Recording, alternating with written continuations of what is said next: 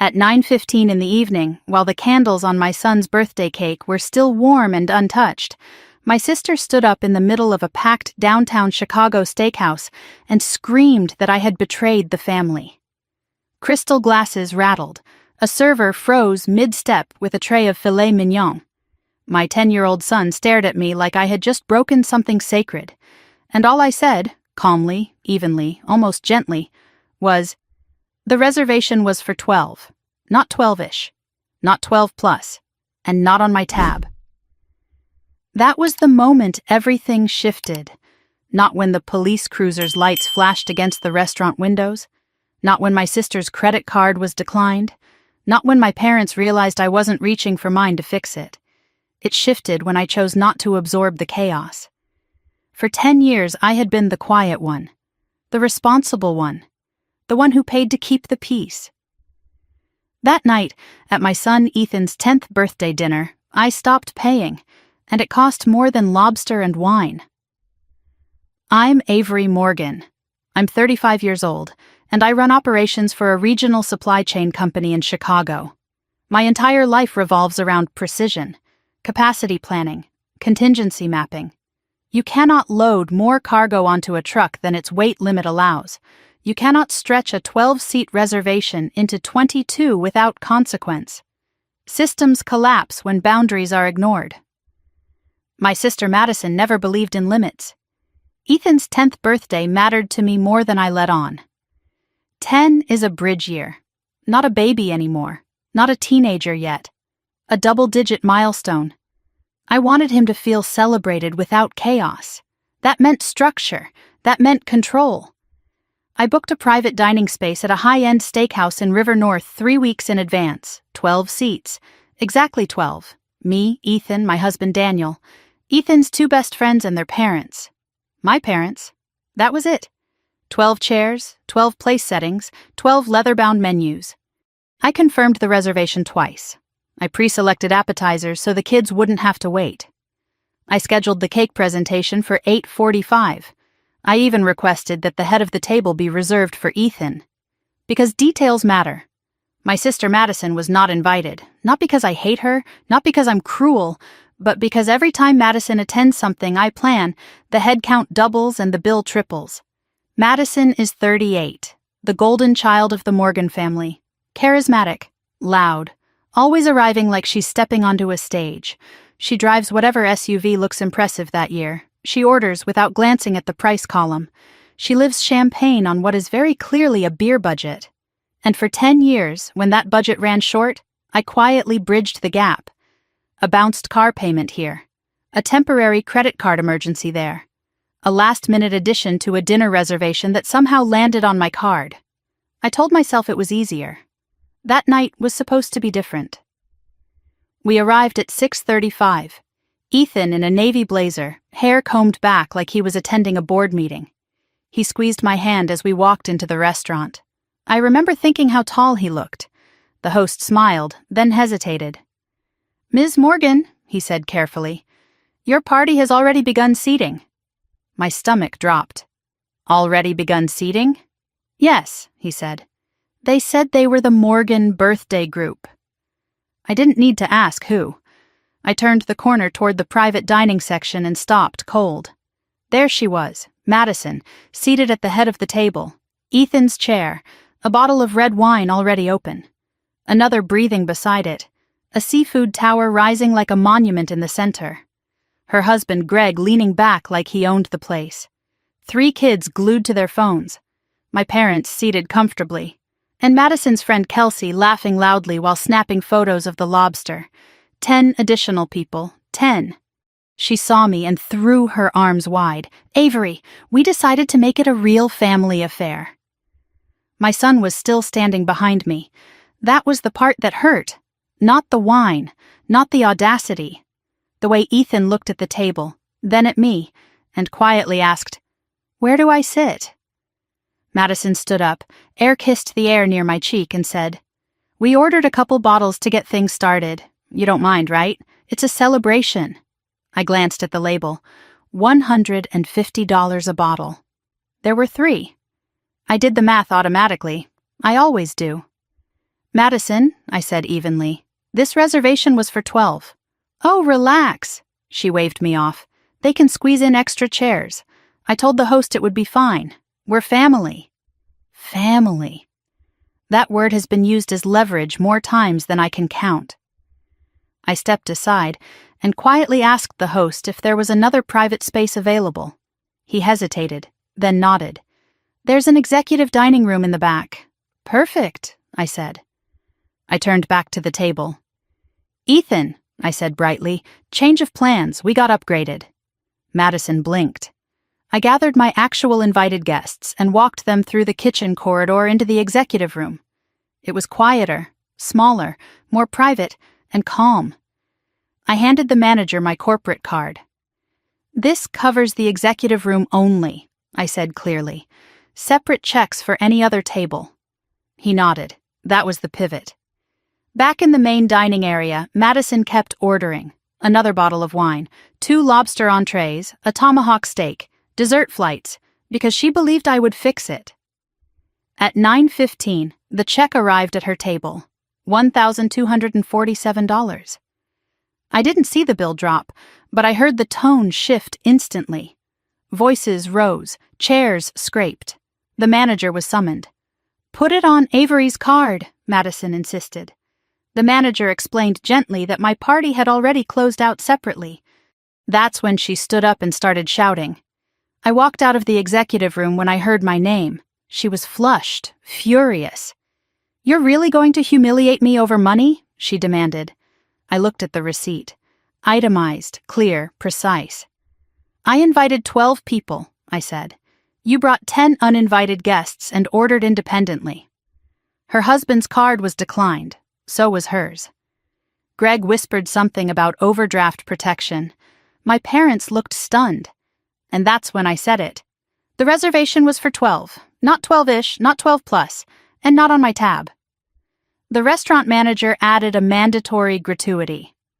Madison accused me of betrayal. She said I was choosing money over family. What she didn't understand was this wasn't about money. It was about pattern, about a decade of small rescues that had grown into entitlement. The police were called when she refused to settle the bill. To avoid escalation, she left her driver's license and phone as collateral while Greg drove across town withdrawing cash from multiple ATMs. The flashing lights outside reflected against the glass like a warning. I didn't gloat. I didn't yell. I went back to the executive room, where Ethan was opening presents and laughing with his friends, and I stayed there, because that room represented something I had never fully protected before, my own peace. We left through the kitchen exit. Madison was still arguing when we drove away. That night, after Ethan fell asleep, Daniel asked quietly, "Are you okay?" I sat at the kitchen table, staring at my phone as messages poured in from family members calling me cold, and for the first time in 10 years, I felt something unexpected, relief. Because the truth was simple. You cannot keep adding weight to a system without collapse. You cannot keep paying for someone else's delusion without funding it. And you cannot stretch a 12-seat reservation into something it was never designed to hold. That night wasn't the end of my family. It was the audit. And audits reveal everything. The next morning, I woke up to 43 unread messages and a silence in my chest that felt almost peaceful. For 10 years, the morning after any family gathering usually came with damage control.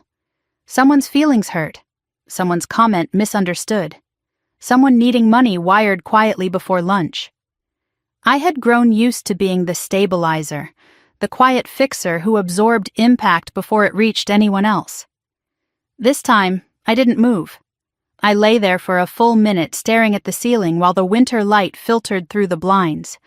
Daniel was already up, making coffee downstairs. Ethan was still asleep, one arm thrown over the drone he'd insisted on keeping beside his pillow. I picked up my phone. Madison had texted at least 12 times. "You embarrassed me. You made me look poor. Mom is crying. Dad is furious. How could you do this on Ethan's birthday?" I read them once, then again. My heart rate didn't spike. That surprised me. For years, her messages had worked like a trigger. Guilt first, then urgency, then the reflex to fix. Not this time. I scrolled further. A message from my mother. Call me, please. Another from my father. We need to talk. And a group chat notification from extended family already buzzing. I set the phone down. Daniel walked in with 2 mugs of coffee and studied my face carefully. Battlefield? He asked. More like fallout, I said. He sat across from me at the kitchen table.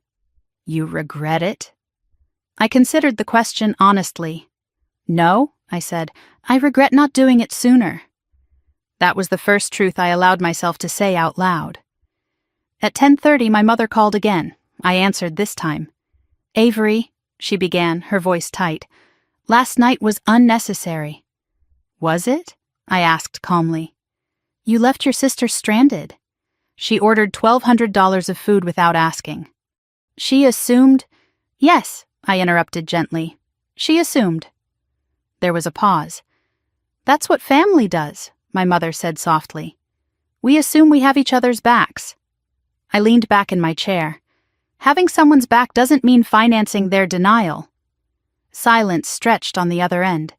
You humiliated her, my mother whispered. She humiliated herself, I replied. In public, loudly. My father took the phone. You could have covered it and dealt with it privately, he said, his tone firm but not angry. And that would have changed what? I asked. Another year? Another birthday? Another bill? He didn't answer. I continued. Dad, this isn't about the steakhouse. This is about a pattern. 10 years of small rescues. 10 years of over-ordering because she believed I would step in. He exhaled slowly. You've always been the responsible one, he said.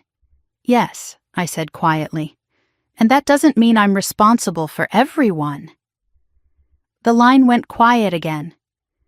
Your sister feels betrayed, my mother said after a moment. I felt used, I replied. That word landed heavier than I expected. Used. Because that was the underlying truth I had avoided naming. Madison had never seen my stability as something I built. She saw it as something available, like a shared account she could tap into without permission. After we hung up, I opened my laptop. There's something grounding about numbers. Spreadsheets don't argue. They don't manipulate. They just calculate. I pulled up Ethan's 529 college savings account. Then I transferred exactly $1,247 into it. The number felt deliberate, intentional. The money that could have evaporated into wine and lobster now sat invested, earning interest for my son's future. I stared at the confirmation screen longer than necessary. Reallocation, not revenge. By noon, the story had started circulating. A cousin texted me a screenshot of Madison's Facebook post. Family isn't about money, it's about loyalty. Imagine inviting your sister to your nephew's birthday and then abandoning her with the bill to make a point. Some people let success turn their hearts cold, no names mentioned. But everyone knew. I didn't comment. I didn't react. I watched. Within an hour, comments began appearing. Oh my gosh, that's awful. Family shouldn't do that. Money isn't everything. Then one reply from Ethan's friend's mother. There were separate tables, that was it, 4 words. But they changed the tone. Because truth doesn't need volume. Madison deleted that comment within minutes. Then she tagged me directly. Care to explain? I stared at the notification. Daniel leaned over my shoulder. You going to respond? He asked. No, I said. Silence is uncomfortable for people who rely on noise. I wasn't playing that game. Around 3 p.m, I received a private message from Greg. I wasn't expecting that. He rarely contacted me directly. Usually he let Madison handle communication. Hey, just wanted to say things escalated fast last night. I didn't realize how high the total would be. I read it twice. I didn't realize. He had ordered the tomahawk steak, the seafood tower, the extra round of drinks. I typed carefully. You ordered without asking. That's not escalation, that's choice. 3 dots appeared, then disappeared. Finally, We're in a tight spot financially. Didn't want it to go that far. There it was. The crack in the performance. How tight? I asked. Long pause. Cards are maxed. Overdraft fees hit this morning. Mortgage payments due next week. I sat back slowly. For years, Madison's lifestyle had been polished. Designer labels, weekend brunch photos, subtle hints about being comfortable. Now the curtain was lifting. I didn't respond immediately. Instead, I asked a simple question. Why did you assume I would pay? No dots appeared this time. That question lingered unanswered. Around 5 p.m., Madison called. I almost didn't pick up, but I did. You're enjoying this, aren't you? She demanded. Enjoying what? Watching me scramble. Watching everyone talk about it. I'm not watching, I said calmly. I'm at home. You knew we didn't have that kind of money. Then you shouldn't have ordered it. You've always covered before. There it was. Not accusation, expectation. Yes, I said, and that was my mistake. She went quiet. You made me look poor, she said finally. You made yourself look reckless, I replied. She started crying then. Not dramatic sobbing. Real tears. I didn't want Kelsey to think we couldn't afford it, she whispered. The truth slipped out almost accidentally. You ordered wine to impress your friend? I asked softly. I didn't want to look small. I closed my eyes for a second. This wasn't about hunger or celebration. It was about image. Madison, I said carefully, looking wealthy and being stable are not the same thing. You think you're better than me? She snapped suddenly. No, I said. I think I plan better than you. That silenced her. For years, she had confused my calm with judgment. It wasn't superiority, it was structure. You could have just helped me quietly, she said again, circling back. And then what? I asked. Christmas? Next birthday? Another surprise? She didn't answer. Because she knew. After we hung up, Daniel found me standing at the window staring at the Chicago skyline. You okay? He asked. She didn't want to look small, I said. He nodded slowly. That's expensive, he replied. The next morning, I learned their SUV payment had bounced. 3 days later, the leasing company repossessed it. The illusion wasn't just cracked, it was collapsing.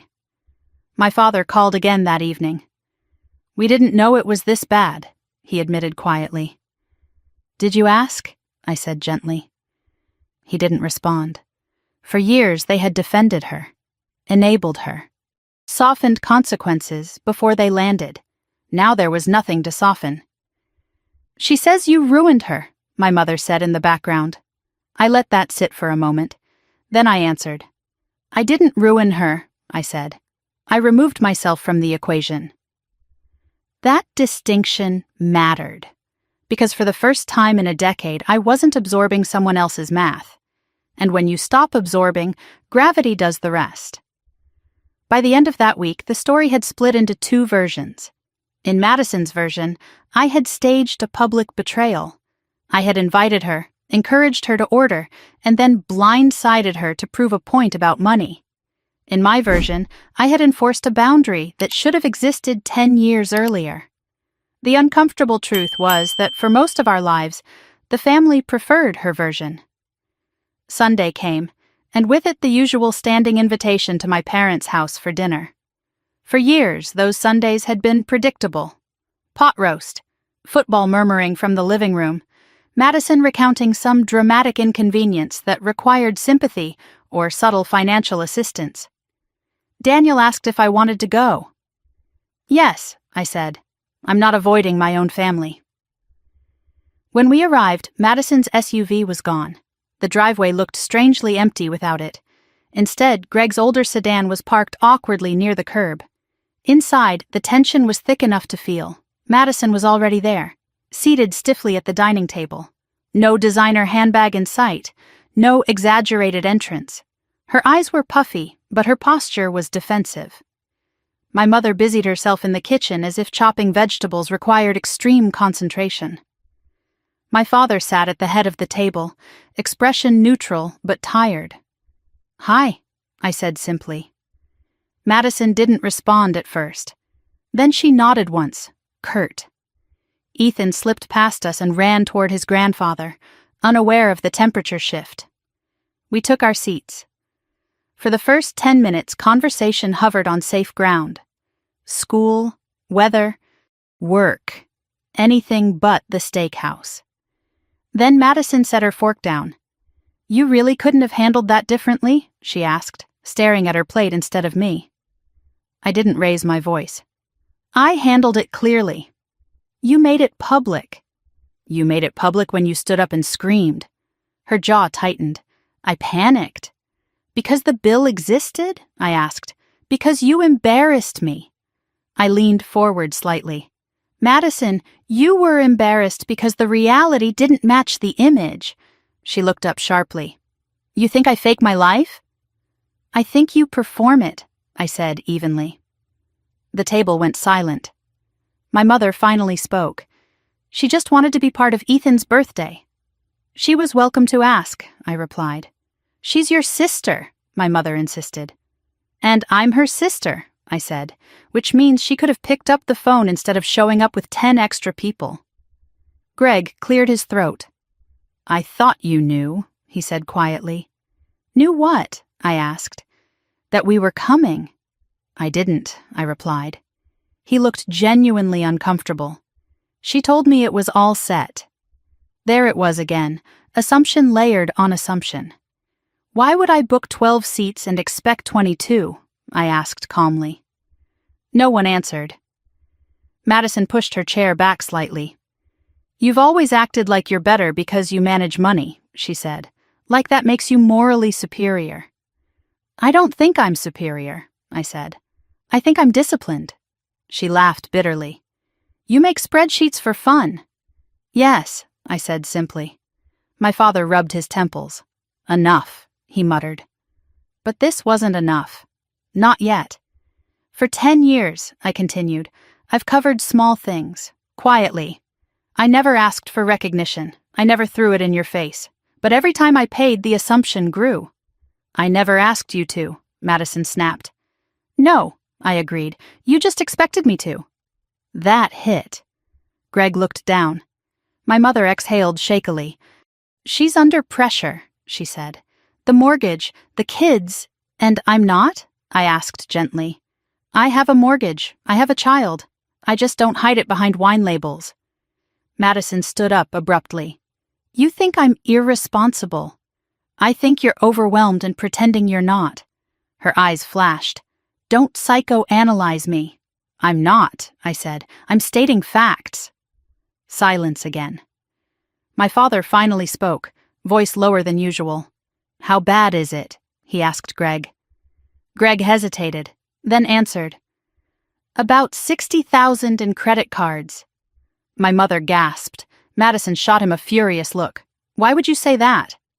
"Because it's true," he said quietly. The room shifted. Numbers have weight when spoken out loud. 60,000, my father repeated. Madison crossed her arms. "It's temporary."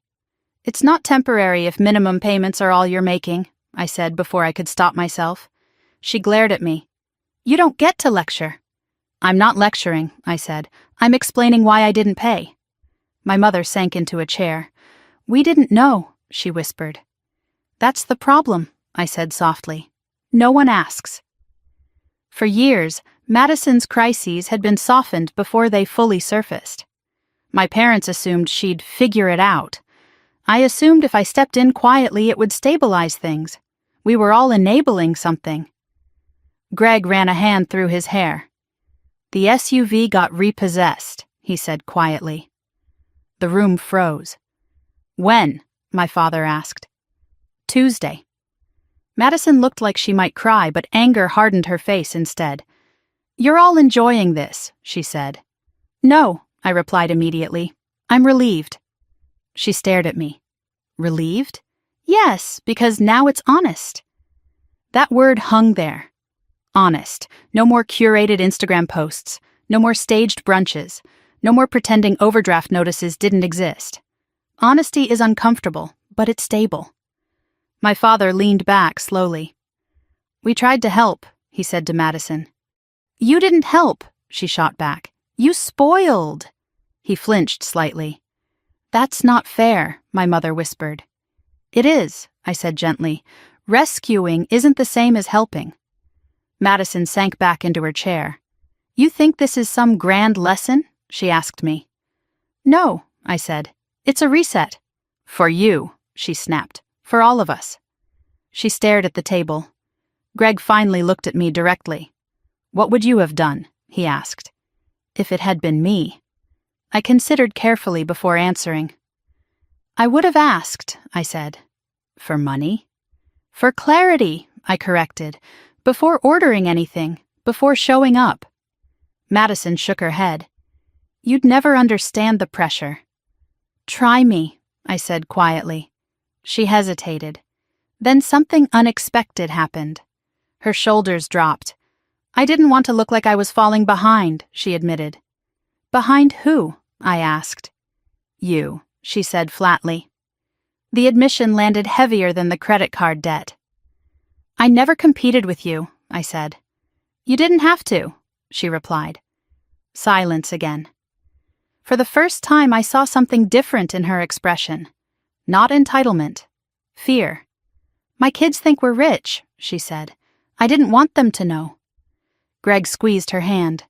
"They know now," he said gently. That was the first moment that didn't feel like a fight. It felt like reality settling. My father stood slowly.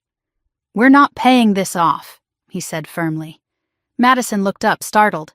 "You're not?" "No," he said. "We can't." The golden child safety net had finally thinned. Madison's eyes moved to me. "You happy?" she asked. "No," I said honestly. "But I'm not fixing it."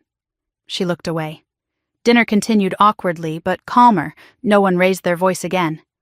When we left, Madison didn't hug me, but she didn't accuse me either. That was new. In the car, Daniel glanced over at me. "You good?" "I think so," I said. "How does it feel?" "Like gravity," I replied. "Because when you stop holding something up, it doesn't explode. It simply falls to where it was always headed. And sometimes, that's the only way to rebuild." That night, I checked Ethan's college fund again. The numbers hadn't changed much in a week, but the direction had. Upward, slowly, steadily, without performance, without drama, just growth. And for the first time in a long time, that felt like enough. Monday morning felt sharper than usual, not because of the emails stacked in my inbox or the weekly operations review waiting on my calendar. It felt sharp because for the first time in years, I wasn't carrying a hidden side account in my head labeled Madison Emergency. I walked into the office at 8 sharp, coffee in hand, heels clicking against polished concrete. Sterling Supply Group runs on timing. Trucks don't care about family drama. Freight doesn't adjust itself for emotional turbulence. And that steadiness grounded me. My assistant, Carla, looked up as I passed her desk. "You look lighter," she said carefully. "Do I?" I asked. "Like you stopped holding something." I almost laughed. Something like that. In the conference room, the leadership team gathered around the long glass table. Screens lit up with shipment routes, capacity charts, vendor delays, control, structure, accountability. If a supplier overpromises and underdelivers, we don't quietly absorb the loss. We renegotiate, or we cut ties. I realized halfway through the meeting how absurd it was that I had applied stricter standards to warehouse contracts than to my own family. At 10:30, my phone buzzed with a notification. Credit monitoring alert. I frowned and opened it. New inquiry on Madison Morgan's account. I hadn't subscribed to her credit monitoring. Then I remembered. 2 years ago, when she refinanced the SUV, she had used me as a co-signer for a temporary bridge loan. She swore it would be short-term, 90 days. I had insisted on removing my name afterward. Had I? My stomach tightened. I stepped out of the conference room and called the bank. After 15 minutes navigating automated prompts, I reached a representative. "Yes," the woman confirmed. "You are listed as a secondary contact on an auto lease account." Secondary contact. Not cosigner, but close enough. "And what does that mean?" I asked evenly. "It means in the event of default, we notify you." I closed my eyes briefly. Has there been a default? "There was a missed payment. The vehicle has been repossessed. The account is in collections." I felt heat rise in my chest. "And my liability?" "You are not financially responsible for the balance," she said. "However, your name is attached as a reference." A reference. The word tasted sour. "Remove me," I said. "That will require the primary account holder's authorization." Of course it would. When I hung up, my pulse was steady, but my mind was racing. 10 years of small rescues. 10 years of blurred lines. Had I ever fully separated? I texted Madison. "We need to talk about the lease." Her response came within seconds. "You're not on it." I called her. She answered on the second ring. "I'm not responsible for your SUV," I said immediately. "You're not," she snapped. "Relax." "I'm listed as a secondary contact." Silence. "That's just paperwork," she said finally. "It's not just paperwork," I replied. "It's access. You're not paying anything." "That's not the point," she sighed loudly. "You're being dramatic." I almost laughed at that. "I'm being precise," I said. "Remove my name." "It's already in collections," she muttered. "That's your issue." "You act like I did this to you." "You attached me to your debt," I said calmly, without clarifying. She went quiet. "I didn't think it mattered," she said finally. That sentence crystallized everything. She didn't think it mattered. My name, my credit, my boundaries. I kept my tone even. "It matters." Another silence. "Fine," she said. "I'll call them. I want confirmation." "You don't trust me," she shot back. "No," I said simply. That answer hung there. Then she hung up. Back in the conference room, I resumed the meeting as if nothing had happened. But inside, something clicked into place. This wasn't just about money, it was about assumption, assuming access, assuming backup, assuming rescue. At lunch, Daniel called. "You sound tense," he said. "I'm still tied to the SUV lease." "What?" "Secondary contact, collections." He let out a slow whistle. "Do you owe?" "No." "Then what's the issue?" "The issue is she didn't think it mattered." He was quiet for a moment. "You're untangling more than you realized," he said finally. He was right. Boundaries aren't a single sentence at a restaurant. They're an audit. And audits uncover hidden attachments. That afternoon, I pulled up every document I had signed in the last decade. Bridge loan agreements, temporary guarantor forms, short-term assistance transfers. I wasn't legally exposed beyond that secondary contact. But emotionally? Deeply. At 4 p.m., Madison texted. "They said it takes 30 days to remove a reference." "Send me the confirmation email," I replied. She didn't respond for 20 minutes. Then a forwarded message appeared. I scanned it carefully. 30-day review. Not immediate removal. I called the bank again. "This form requires signature from both parties," the representative explained. "Then I want it sent to me directly," I said. I forwarded the form to Madison. "Sign it tonight." "You don't have to bark orders," she replied. "This isn't an order, it's protection." "For yourself or for me?" she shot back. "For both of us." She didn't respond. That evening, my father called. "She's stressed," he said gently. "She's responsible," I corrected. "She says you're distancing yourself from the family." "I'm separating finances," I said. "Not love." There was a long pause. "You always were the practical one," he said. "And she always knew that," I replied. He didn't argue, because he knew. After dinner, Ethan sat at the kitchen island building a small Lego drone attachment. "Mom," he asked casually. Yes? Are you mad at Aunt Madison? I paused. I'm firm, I said. What's that mean? It means I'm not yelling, but I'm not bending. He nodded thoughtfully. Like when I want extra screen time? Exactly, I said. He grinned. Boundaries, he declared proudly. I smiled. Yes, boundaries. Later that night, Madison finally signed the form. No message attached, just a scanned signature. It felt transactional, which for once was fine. As I closed my laptop, I realized something important.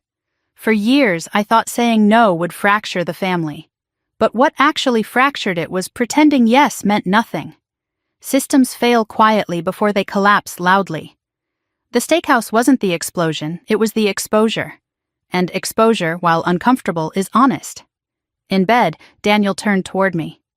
You okay? He asked softly. I think I'm finally untangling, I said. He brushed a strand of hair from my face. You don't have to carry everyone. I know, I replied, but knowing and doing are different. That night, I slept deeply. No rescue plans forming in the background. No mental math calculating how to absorb someone else's shortfall, just quiet. Because when you remove your name from someone else's debt, financial or emotional, you reclaim more than money. You reclaim space. And space, I was learning, is where peace begins. The first flying monkey arrived on Tuesday afternoon. Her name was Aunt Lorraine, and she had perfected the art of emotional diplomacy long before I was old enough to recognize it. She called at 3:14 p.m., right as I was reviewing freight projections for the next quarter. Avery, sweetheart, she began in a tone soaked with concern. What on earth happened at that restaurant? I muted my laptop microphone and leaned back in my chair. Which version did you hear? I asked calmly. The one where you left your sister with a bill she couldn't pay, Lorraine replied. In front of police. She ordered food she couldn't afford, I said. That's the version that matters. Lorraine sighed dramatically. She said you invited her. I didn't. She said you knew she was coming. I didn't. She said you encouraged her to order. I almost laughed. I was in a separate dining room. Silence. Well, Lorraine said carefully, family doesn't keep score like that. I'm not keeping score, I replied. I'm keeping boundaries. There was a faint clicking sound as she adjusted her phone. You've always been strong-willed, she said. And she's always been shielded, I answered. Lorraine didn't like that. She's struggling. I know. Then why not help her quietly? Because quietly became permanently, I thought. Instead, I said, because helping without change isn't help. She inhaled sharply. You're sounding very cold. No, I said. I'm sounding very clear. The conversation ended with polite tension. That was the first wave. The second came through text messages from cousins I hadn't spoken to in months. Is it true you made Madison cry in front of the kids? Kids cry when reality hits, I replied. You've changed, one wrote. No, I typed back. I stopped compensating. The narrative was spreading, but something interesting was happening alongside it. Not everyone agreed with Madison. One cousin messaged privately. Honestly, she always orders like someone else is paying. Another wrote, I've covered her tab before too. Patterns are invisible until someone refuses to participate. Wednesday night, Madison sent me a long message. You've turned everyone against me. I read it twice before replying. I didn't say a word publicly. That's worse, she answered. It makes me look guilty.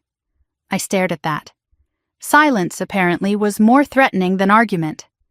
You made your own post, I replied, because I had to defend myself. From what? I asked. From you humiliating me. I typed slowly. I didn't humiliate you. I declined to pay. She didn't respond for several minutes. Then, you've always judged me. That accusation landed softer this time. I've always calculated, I typed. Not judged. She called immediately. Why are you like this? She demanded. Like what? So rigid, so structured, so superior. I'm not superior, I said. I'm disciplined. Same thing. No, I said calmly. Discipline is internal, superiority is comparative. She scoffed. Listen to you, corporate robot. Listen to you, I replied evenly, still avoiding the numbers. Silence. You think I don't know we're in trouble? She asked quietly. I think you didn't act like it. You think I wanted this? I think you avoided it. Her breathing shifted. You don't know what it's like, she whispered. What? I asked gently. To feel like you're constantly behind. Behind who? Behind you. The same confession from Sunday resurfaced. I'm not competing, I said softly. You don't have to, she replied. You always win. That stung more than I expected. I'm not winning, I said. I'm planning. She laughed bitterly. You plan like you expect disaster. I plan like I expect reality. She went quiet. I can't sleep, she admitted suddenly. I hadn't expected that. Because of the debt? Because of everything, she said. The SUV, the credit cards, the way people are looking at me. I didn't soften my tone. They're looking because the performance stopped. That's cruel. It's honest. She exhaled slowly. I didn't mean to drag you into the lease, she said. That's not the point, I replied. You didn't think it mattered. She didn't argue. Did you really put that money into Ethan's college fund? She asked suddenly. Yes. How much? $1,247. She laughed weakly. You memorized it. Yes. Of course you did. Numbers anchor me. They always have. I'm not your enemy, I said quietly. You feel like one. Because I stopped absorbing impact. She didn't respond. I'm not fixing this, I continued, but I'm not rooting against you either. There was a long pause. Everyone keeps telling me to ask you for help, she said. And? I don't want to. That surprised me. Why? Because then you'd be right. The honesty startled both of us. I don't need to be right, I said. I need you to be stable. She swallowed audibly. Greg's picking up overtime, she said. We canceled the kids' summer camp. Those were real consequences. Have you called a debt counselor? I asked. No. Why not? Because that makes it official. It already is, I said gently. Silence again. I hate that you're calm, she muttered. Why? Because it makes me feel chaotic. That was the most truthful thing she had said all week. Calm isn't superiority, I said. It's preparation. She didn't reply. Thursday morning, my mother texted. She hasn't eaten much. Guilt tried to creep in, but I shut it down. Has she met with a financial advisor? I replied. You're impossible sometimes, my mother answered. No, I typed. I'm consistent. Friday afternoon, an email notification popped up. From the bank. Reference removal approved. 30 days had shrunk to 5. I forwarded the confirmation to Madison. No comment attached. She responded an hour later. Got it, that was all. Short, clean. No accusation, no sarcasm. Saturday came quietly. No dramatic phone calls. No social media posts. The storm had moved from public spectacle to private reckoning. That evening, Daniel and I sat on the couch after Ethan went to bed. You're holding steady, he observed. I have to, I said. For her? For me, he nodded. You don't sound angry anymore. I'm not, I admitted. What are you? Tired of pretending. He leaned his head back against the cushion. You know what's interesting? He said. What? You didn't destroy anything. I considered that. Madison's SUV was gone. Her credit cards were maxed. Her social media had gone quiet. But I hadn't caused any of that. I had simply stepped aside. I didn't push the domino, I said slowly. I just stopped holding it upright. That night, Madison texted again. We met with a debt advisor today. I stared at the message for a long moment. And? It's worse than I thought. There was no defiance in that sentence, just fatigue. Next step? I typed. Budget restructure, snowball plan, no more dining out. I almost smiled. That sounded familiar. You can do that, I wrote. It's going to take years, she replied. Stability does, I said. 3 dots appeared. Then, I hate that you're right. I didn't respond, because being right was never the goal. Being finished with quiet rescue was. When I turned off the lights and climbed into bed, the house felt balanced. Not because everything was fixed, but because for the first time I wasn't holding anyone else's financial gravity in my hands. And when you let go of weight that was never yours to carry, your spine straightens. Not in arrogance, in relief. Thanksgiving arrived earlier than I expected. Not on the calendar, but emotionally. For years my parents had hosted. Madison arrived fashionably late with an expensive bottle of wine she never paid for. I brought the side dishes and quietly handled whatever gap appeared between expectation and reality. This year, I offered to host. Not as a power move, not as revenge, but because I wanted the environment controlled, predictable, structured. My mother hesitated when I suggested it. Are you sure that's a good idea? She asked. Yes, I said simply. What about your sister? She's invited, I replied, under the same rules as everyone else. There it was again, rules. That word used to irritate Madison. It used to sound accusatory, now it sounded necessary. 2 days before Thanksgiving, Madison called. We're coming, she said. I assumed you were, I replied. Her tone was cautious. What's the plan? Dinner at 2, bring a side if you'd like. Just a side? Yes. No elaborate catering orders, no seafood towers, no expensive wine performance. Silence. Okay, she said. No sarcasm, no edge, just okay. That alone told me things were shifting. Thanksgiving morning, I woke before sunrise. Chicago was cold and gray outside the windows. The house quiet. I moved through the kitchen methodically, turkey prepped, potatoes simmering, cranberry sauce chilling. Daniel handled the folding tables in the dining room.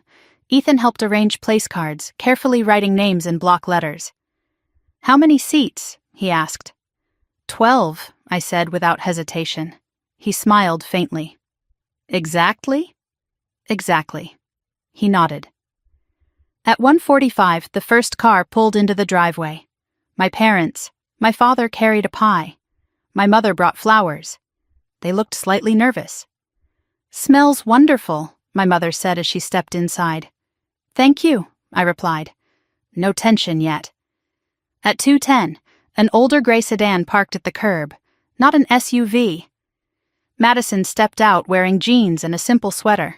No designer coat, no dramatic entrance. Greg followed, carrying a glass dish of green beans. The kids trailed behind them, quieter than usual. For a moment, we just looked at each other. Hi, she said. Hi. No air kisses, no performance. She stepped inside. This is nice, she said softly, glancing around. Thank you. She placed the green beans on the counter. I made them, she added quickly. No catering. I didn't expect any, I said. She almost smiled. Dinner started smoothly. Conversation stayed light at first. School updates, weather complaints. Greg mentioned overtime hours at work. My father asked about Ethan's soccer season. Madison didn't dominate the table. She listened. That alone felt foreign. Halfway through dinner, my mother reached for the wine bottle. It's just a house red, I said casually. Nothing fancy. Madison's eyes flickered briefly toward it. Then she nodded. That's fine. Fine. The word carried weight. At dessert, my father cleared his throat. I want to say something, he began. Everyone paused. We haven't handled things well, he said carefully. We've tried to protect, and sometimes protecting means preventing people from learning. He glanced at Madison. She didn't interrupt. We thought helping was love, he continued, but sometimes helping was avoidance. My mother wiped at her eyes quietly. Madison looked down at her plate. I didn't speak. This wasn't my apology to deliver. Greg squeezed Madison's hand gently. We're working on it, he said. Debt plan, budget, no new credit. My father nodded slowly. That's good. Madison finally looked at me. I signed up for financial counseling. she said. I know, I replied. How? You told me. She nodded once. I didn't want to, she admitted. It felt humiliating. And now? It feels structured. That word again. Structured. I met her gaze. Structure isn't punishment, I said. It's protection. She held my eyes for a second longer than usual, then looked away. Later, as dishes were being cleared, Madison approached me in the kitchen, alone. You didn't gloat, she said quietly. I had nothing to gloat about. You could have. No, I said. That wouldn't help. She leaned against the counter. I hated you that night, she admitted. I figured. I thought you wanted me to fail. I shook my head. I wanted you to stop pretending, she swallowed. Same difference. It's not, I said gently. There was a long pause. You really moved that money to Ethan's college fund? She asked again. Yes. Greg said that was smart. It was deliberate. She nodded slowly. I would have spent it, she said. I know. There was no accusation in that, just acknowledgement. I'm tired, she whispered suddenly. Of what? Performing. That word again. Performance. I didn't soften my voice. Then stop. She laughed weakly. You make it sound easy. It's not easy, I said. It's simple. She looked confused. Simple and easy aren't the same. She considered that. You think I can fix this? She asked. Yes. Why? Because now it's visible. She stared at the counter. You don't sound angry anymore, she said. I'm not. What are you? Clear. She nodded slowly. I don't know how to be like that.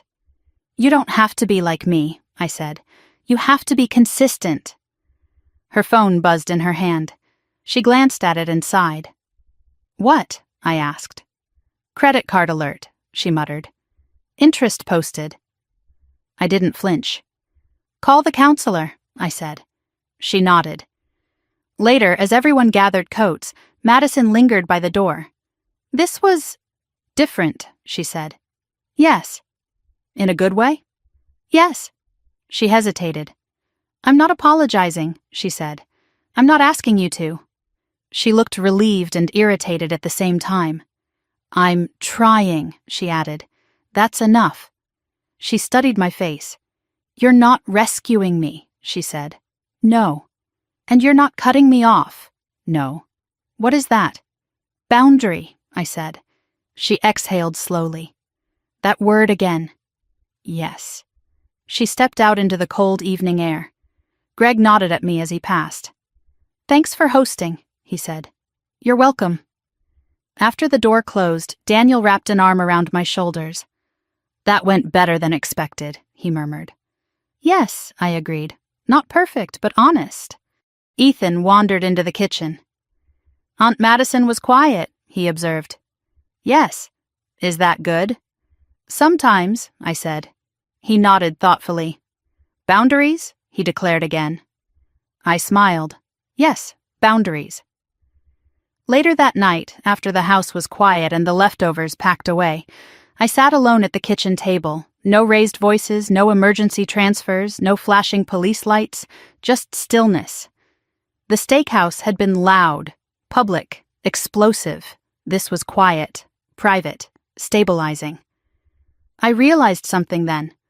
Revenge is loud, correction is quiet. And what happened at that steakhouse wasn't revenge.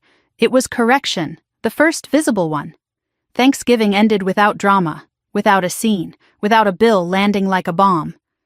And for the first time in years, family dinner didn't feel like a negotiation. It felt like gravity had finally settled where it belonged. The real test didn't come at Thanksgiving. It came 3 weeks later, in a parking lot outside a discount furniture warehouse on the edge of the city. I wasn't planning to be there. I had just finished a vendor audit across town and decided to cut through an industrial side road to avoid traffic. The lot was half full, rows of mismatched couches and scratched dining tables visible through dusty windows. And there she was. Madison stood beside the gray sedan, trunk open, arguing softly with Greg, while a store employee hovered nearby with a dolly. I almost kept driving. Almost. But something made me slow down. Not curiosity, not superiority, just recognition. This wasn't the steakhouse version of my sister. No heels, no leather bag, no air of performance. She was wearing sneakers and a worn coat, holding a tape measure in one hand. I parked a few spaces away. For a moment I sat inside my car, debating. Then I stepped out. She saw me almost immediately. The flicker in her eyes wasn't anger this time, it was embarrassment. "Hey," I said simply. "Hey," she replied. Greg nodded politely. "What are you doing here?" she asked. "Shortcut," I said. "You?" She gestured toward the warehouse. "Dining table." I glanced inside. Mismatched inventory. Discount tags taped crookedly to wood that had seen better days. "Our old one was leased," she added quickly. "Turns out that wasn't a great idea." I didn't react. Leased furniture. Of course it was. "Return policy?" I asked. 30 days, she said. "Cash only." That sentence told me more about her current reality than any Facebook post ever had. The store employee cleared his throat. "You want the oak one or the laminate?" he asked. Madison looked at Greg. Greg looked at the price tags. Laminate was half the cost. Oak looked better. She hesitated. That hesitation used to be followed by a glance in my direction, a silent calculation of whether I'd absorb the difference. This time she didn't look at me. "Laminate," she said. Greg nodded. The employee wheeled it toward the register. I leaned against my car casually. "How's the plan going?" I asked. She exhaled slowly. "Budget's brutal."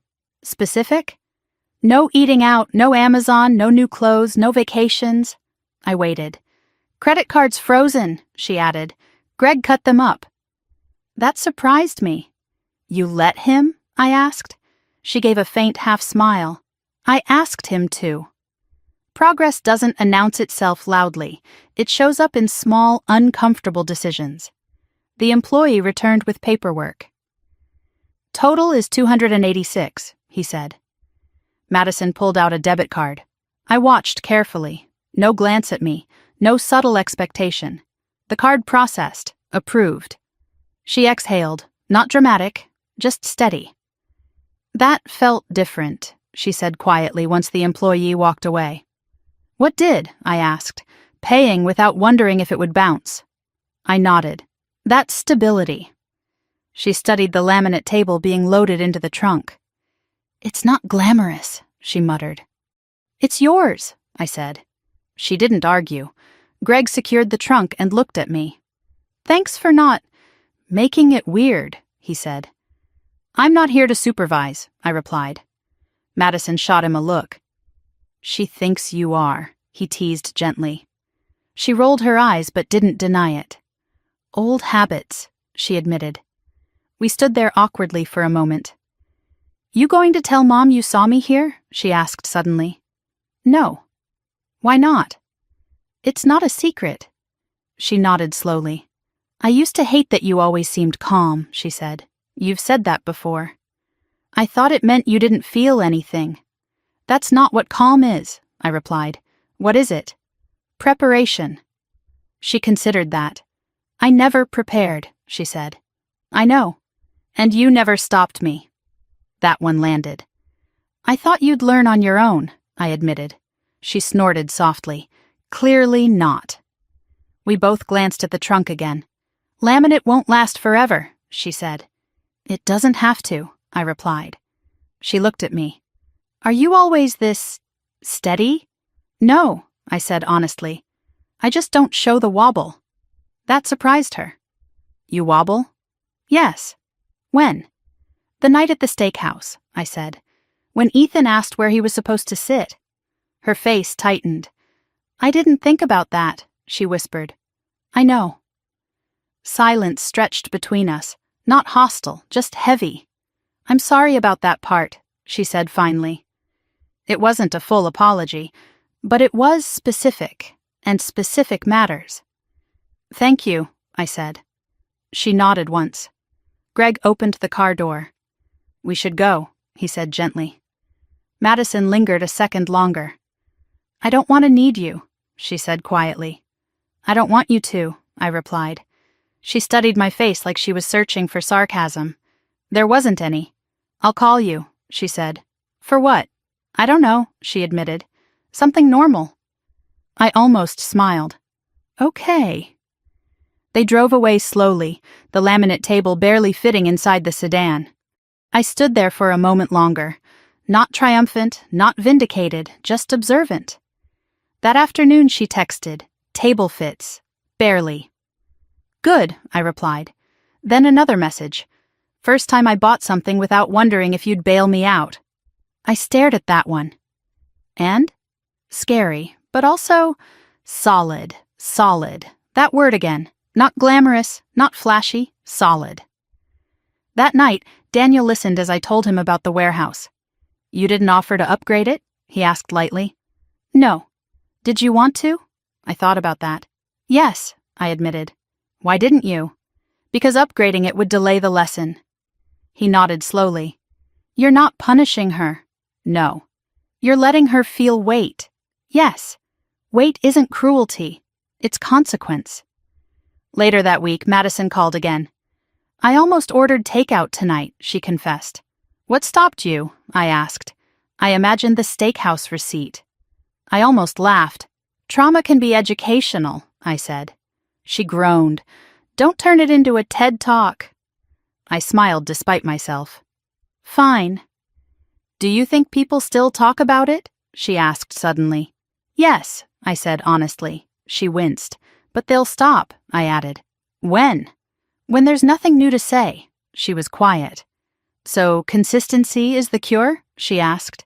Yes. Silence. I hate that you're right, she muttered again. I didn't respond, because this wasn't about being right. It was about not being needed. Friday evening, my father called. She seems different, he said carefully. Yes. She didn't ask us for money this week. That's good. He paused. I think we made it too easy. Yes. He sighed. I don't know how to help now. Support without rescuing, I said. He didn't respond immediately. That's hard. Yes. Harder than writing a check. Yes. The truth settled between us. That night, I opened Ethan's college fund again. Small growth, slow accumulation, nothing dramatic, just upward. I closed the laptop and sat back. At the warehouse parking lot, I hadn't felt powerful. I had felt detached. And that detachment wasn't cruelty. It was separation. When you stop carrying someone else's financial gravity, you notice how much energy you regain. Energy for your child, for your marriage, for yourself. The laminate table probably wasn't impressive, but it was paid for, in full, without me. And that mattered more than oak ever would. The rumor didn't die quietly. It resurfaced in the most inconvenient place possible, Ethan's school fundraiser gala in early spring. The event was held in the gymnasium, decorated with white string lights and silent auction tables arranged in neat rows. Parents in semi-formal attire mingled with paper wine cups and bidding sheets clipped to clipboards. I almost didn't attend. But Ethan had worked on a robotics project that was being displayed near the stage, and I wasn't going to miss that. Daniel walked beside me as we entered. You good? He asked quietly. Always, I said. That wasn't entirely true. The moment we stepped inside, I felt eyes flick toward us. Recognition. Whispers. Not malicious exactly, just curious. The steakhouse story had traveled further than I anticipated. I kept my posture steady. Control is contagious. As we approached Ethan's display table, I saw Madison standing at the check-in desk. Volunteering. She was wearing a simple black cardigan and jeans, hair pulled back. No dramatic jewelry, no oversized bag. She saw me. There was a flicker, an old instinct to perform, but it faded quickly. Hi, she said. Hi. You look official, she added, glancing at my blazer. It's a fundraiser. She gave a small nod. Right. A woman standing beside her turned and smiled at me. You're Avery, right? She asked. Yes. I heard about that birthday dinner, she said lightly. Separate checks, right? The word landed softly but clearly. Separate checks. Madison's shoulders tensed. The room seemed to tilt for a second. I didn't flinch. Yes, I said calmly. Separate checks. The woman laughed awkwardly. Well, bold move. Necessary, I replied. She nodded and drifted away. Madison kept her eyes on the sign-in sheet. I'm sorry, she muttered. For what? For that. You didn't say it. She exhaled slowly. I know. A father from Ethan's soccer team approached. Hey, Avery, he said. Your son's project is impressive. Thank you. He hesitated. Look, I don't know what happened with your sister, but I respect what you did. Madison heard that. Her hand paused mid-signature. Respect? She echoed quietly once he walked away. Yes, she swallowed. I thought everyone thought you were cruel. Some probably do, I said. And that doesn't bother you? It used to. She finally looked at me directly. What changed? I stopped trying to control the narrative. That unsettled her more than I expected. Across the room, Ethan was explaining his robotics project with animated excitement. I watched him gesture toward wires and motors, completely unaware of adult reputations hovering nearby. That's what matters, I said softly. Madison followed my gaze. He looks confident, she observed. He is. You didn't shield him from what happened? No. Why? Because shielding teaches fragility. She frowned slightly. I thought protection was good. It is, I said. But overprotection builds illusion. Her jaw tightened subtly. She understood that better now. Halfway through the evening, the school principal approached the microphone to thank volunteers. And a special thanks to Madison Morgan for coordinating check-in tonight, he said. Applause rippled politely. Madison blinked in surprise. She hadn't expected public acknowledgement. It wasn't glamorous, but it was earned. I clapped. She glanced at me again, confused by the lack of sarcasm. Later, while browsing silent auction items, a woman leaned toward me. She handled that dinner situation badly, she whispered conspiratorially. I heard she tried to make you pay. Yes, I said evenly. I can't imagine doing that to my sister. People do strange things under pressure, I replied. The woman nodded. Well, you stood your ground. Good for you. She walked away. Madison was watching from across the table. She approached cautiously. They think I'm irresponsible, she said. Some do. And you're fine with that? I'm fine with accuracy. She let out a short breath. That's brutal. No, I said. It's stable. She folded her arms loosely. I'm not used to people not defending me. I'm not attacking you. That's worse, she said quietly. I studied her for a moment. You want me to contradict them? I don't know, she admitted. Then figure out why. She looked genuinely puzzled. I thought you'd enjoy this. Enjoy what? Being right, I shook my head. This isn't about right. It's about pattern. She glanced at Ethan again. He doesn't look embarrassed, she said. He's not. Why? Because he saw consistency. That word again. Consistency. It's boring. It's repetitive. It's powerful. A group of parents gathered near the dessert table. One of them called out lightly, Hey, Avery, no surprise guests tonight, right? Laughter. Soft. Not cruel. Just referencing the story. Madison stiffened again. I raised an eyebrow slightly. 12 seats, I said calmly. Always. More laughter. The joke passed. It didn't linger. That was the moment I realized something important.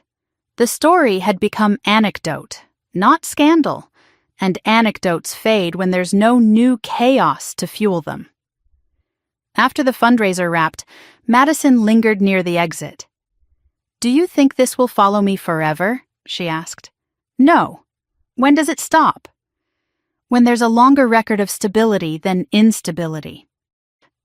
She processed that slowly. So I just keep showing up? Yes. And don't order lobster? I almost smiled. Especially don't order lobster. She huffed a faint laugh. I really thought you'd cave that night, she admitted. I know. You always did. Yes, she hesitated. Why didn't you this time?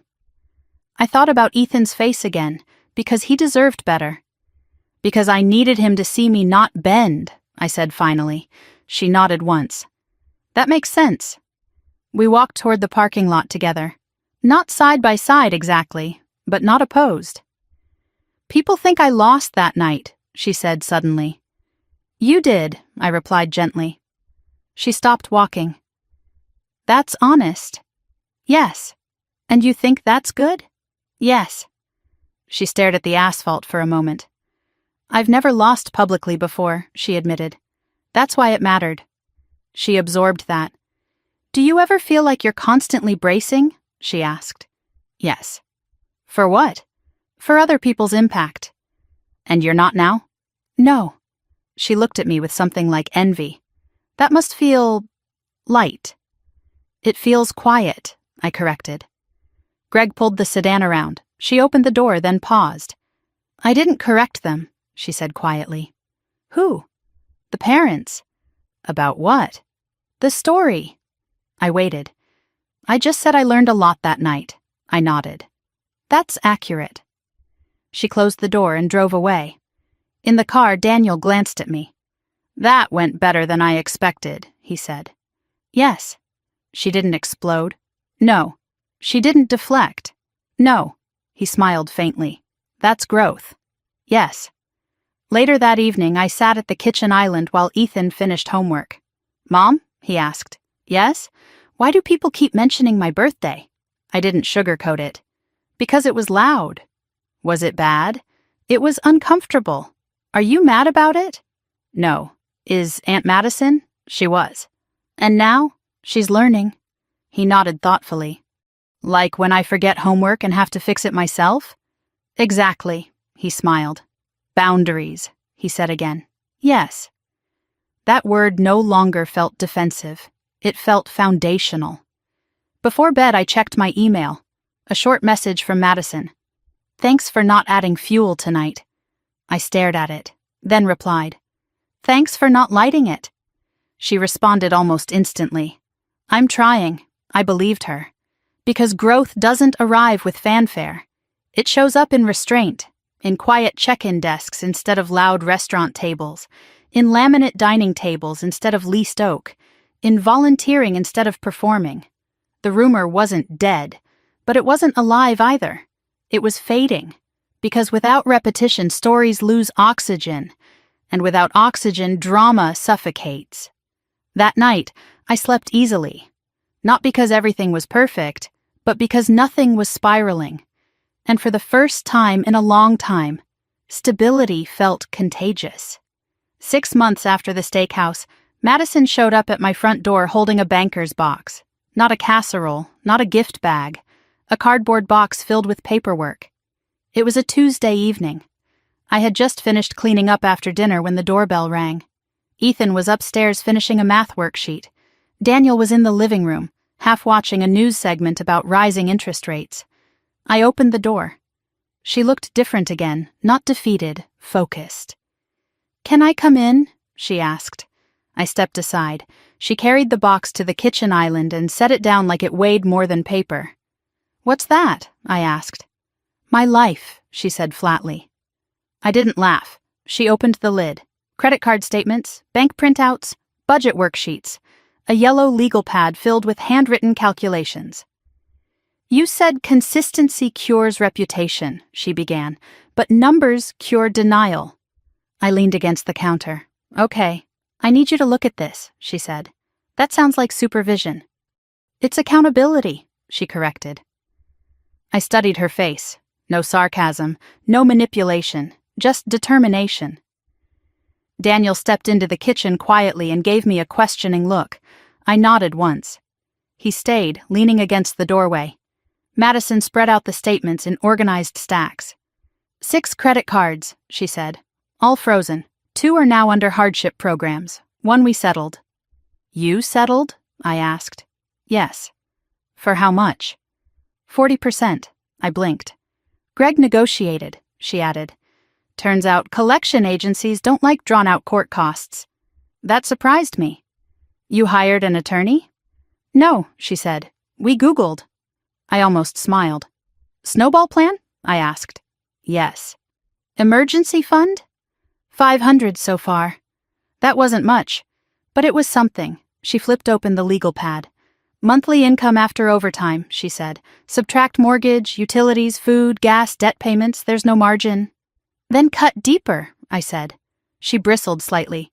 We already cut everything. Then increase income. She stared at me. Like what? What skills do you have? I used to do event marketing. Use it. She hesitated. Freelance? Yes. She looked overwhelmed. I'm already tired. I know. Silence. I didn't come here for criticism, she said quietly. I'm not criticizing, I replied. I'm diagnosing. She exhaled slowly. You really do treat everything like logistics. Yes. And that works for you. Yes. She rubbed her forehead. I don't know how to think like that. You don't have to think like me, I said. You just have to stop thinking like you did. That stung. I saw it.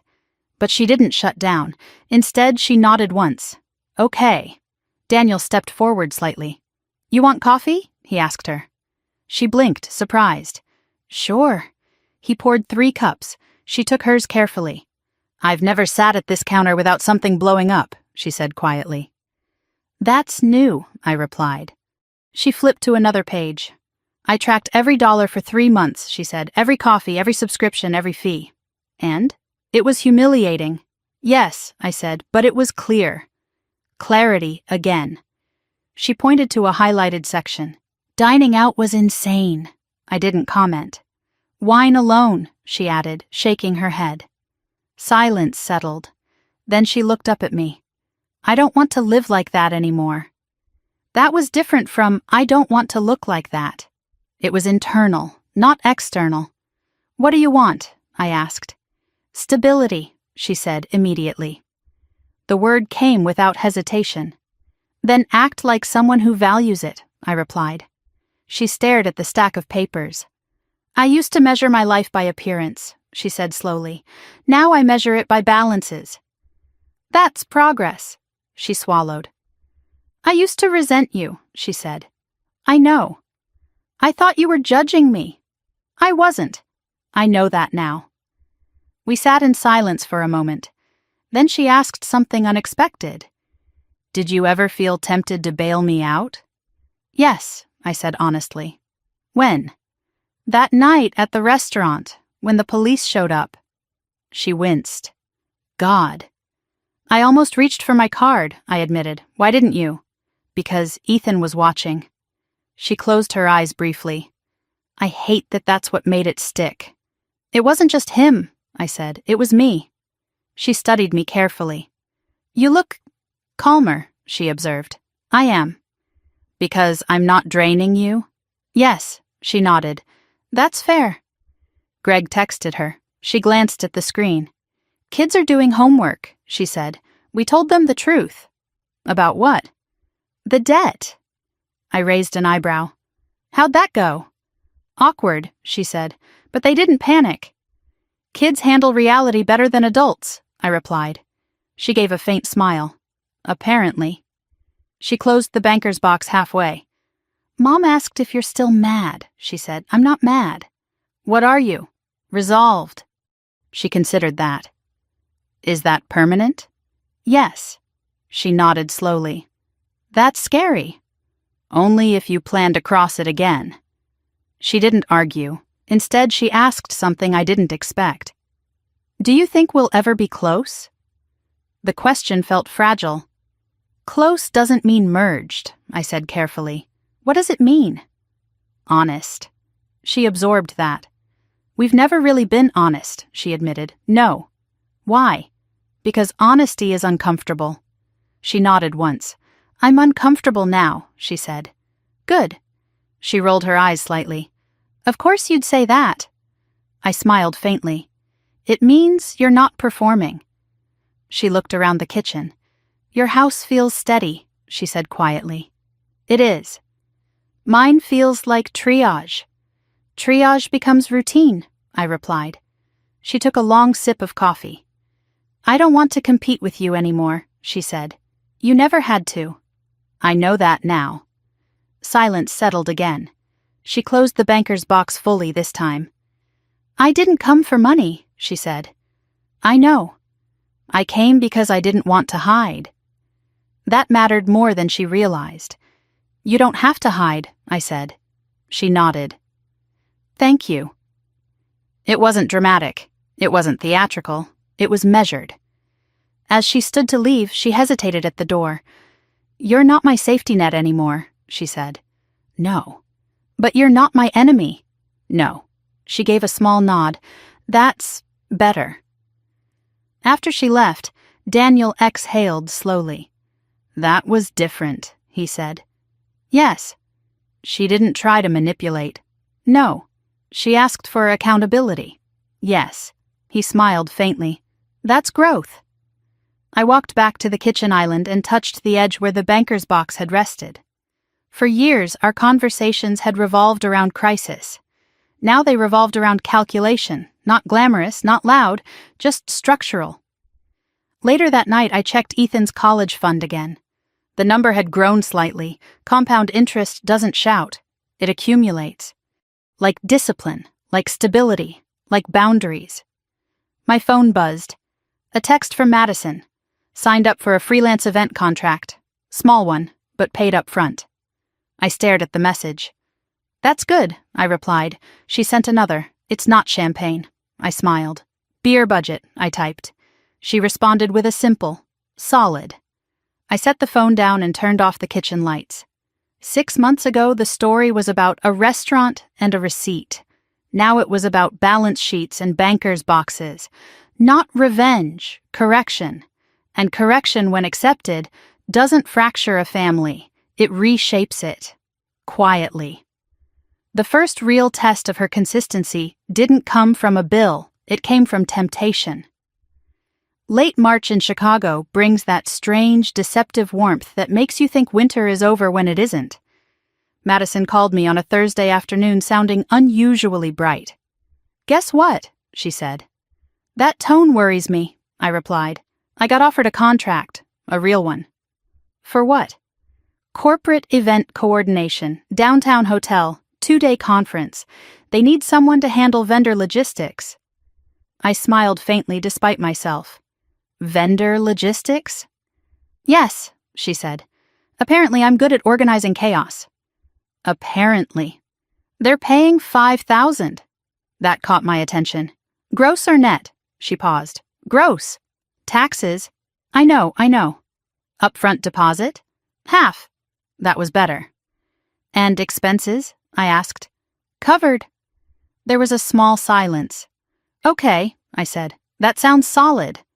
It is, she replied. But there it was. But what? They want me to host a preview dinner for the executive team next week. I closed my eyes briefly. And? They're not covering that part. How much? She hesitated. Probably around $2,000. Madison. I know, she said quickly. But it's networking. It's optics. Optics. That word used to justify everything. Are you fronting it personally? I asked. Yes. With what margin? Silence. 0, she admitted. I leaned back in my chair at my office desk. You just crawled out of a $60,000 hole, I said, and your first instinct is to dig again. It's an investment, she insisted. Is it? I asked calmly. It could lead to more contracts. Could. She exhaled sharply. You're going to say no. I'm going to ask you math. She went quiet. Okay, she said reluctantly. 5,000 gross, I said. After taxes? Maybe 3,800. Minus 2,000 dinner? 1,800. Minus overhead? 1,400. Minus your time? Silence. It's visibility, she argued weakly. Visibility doesn't pay interest, I said. She didn't respond immediately. I don't want to look small, she whispered. That again. Who defines small? I asked. They're executives. And you're a contractor. That sounds lesser. No, I replied. It sounds accurate. Silence. Why do you always cut the romance out of things? She asked. Because romance is expensive. She laughed despite herself. You're impossible. I'm consistent. She grew quiet. I almost booked the restaurant already, she admitted. With what card? My debit. Margin? None. I stood and walked to the window overlooking the Chicago skyline. Madison, I said carefully, are you building a business or rebuilding a performance? She didn't answer for a long time. I don't know, she finally said. That's the problem. She sighed. I don't want to miss the opportunity. Opportunity doesn't require self-sabotage, I said. Silence stretched. I hate that I still think like that, she whispered. That's habit, I replied. How do I stop? Pause, I said. Before spending. I paused, she protested. I called you. That was true. You paused, I agreed. Good, she exhaled shakily. What would you do? Negotiate, I said. For what? For partial coverage. Or host something within your margin.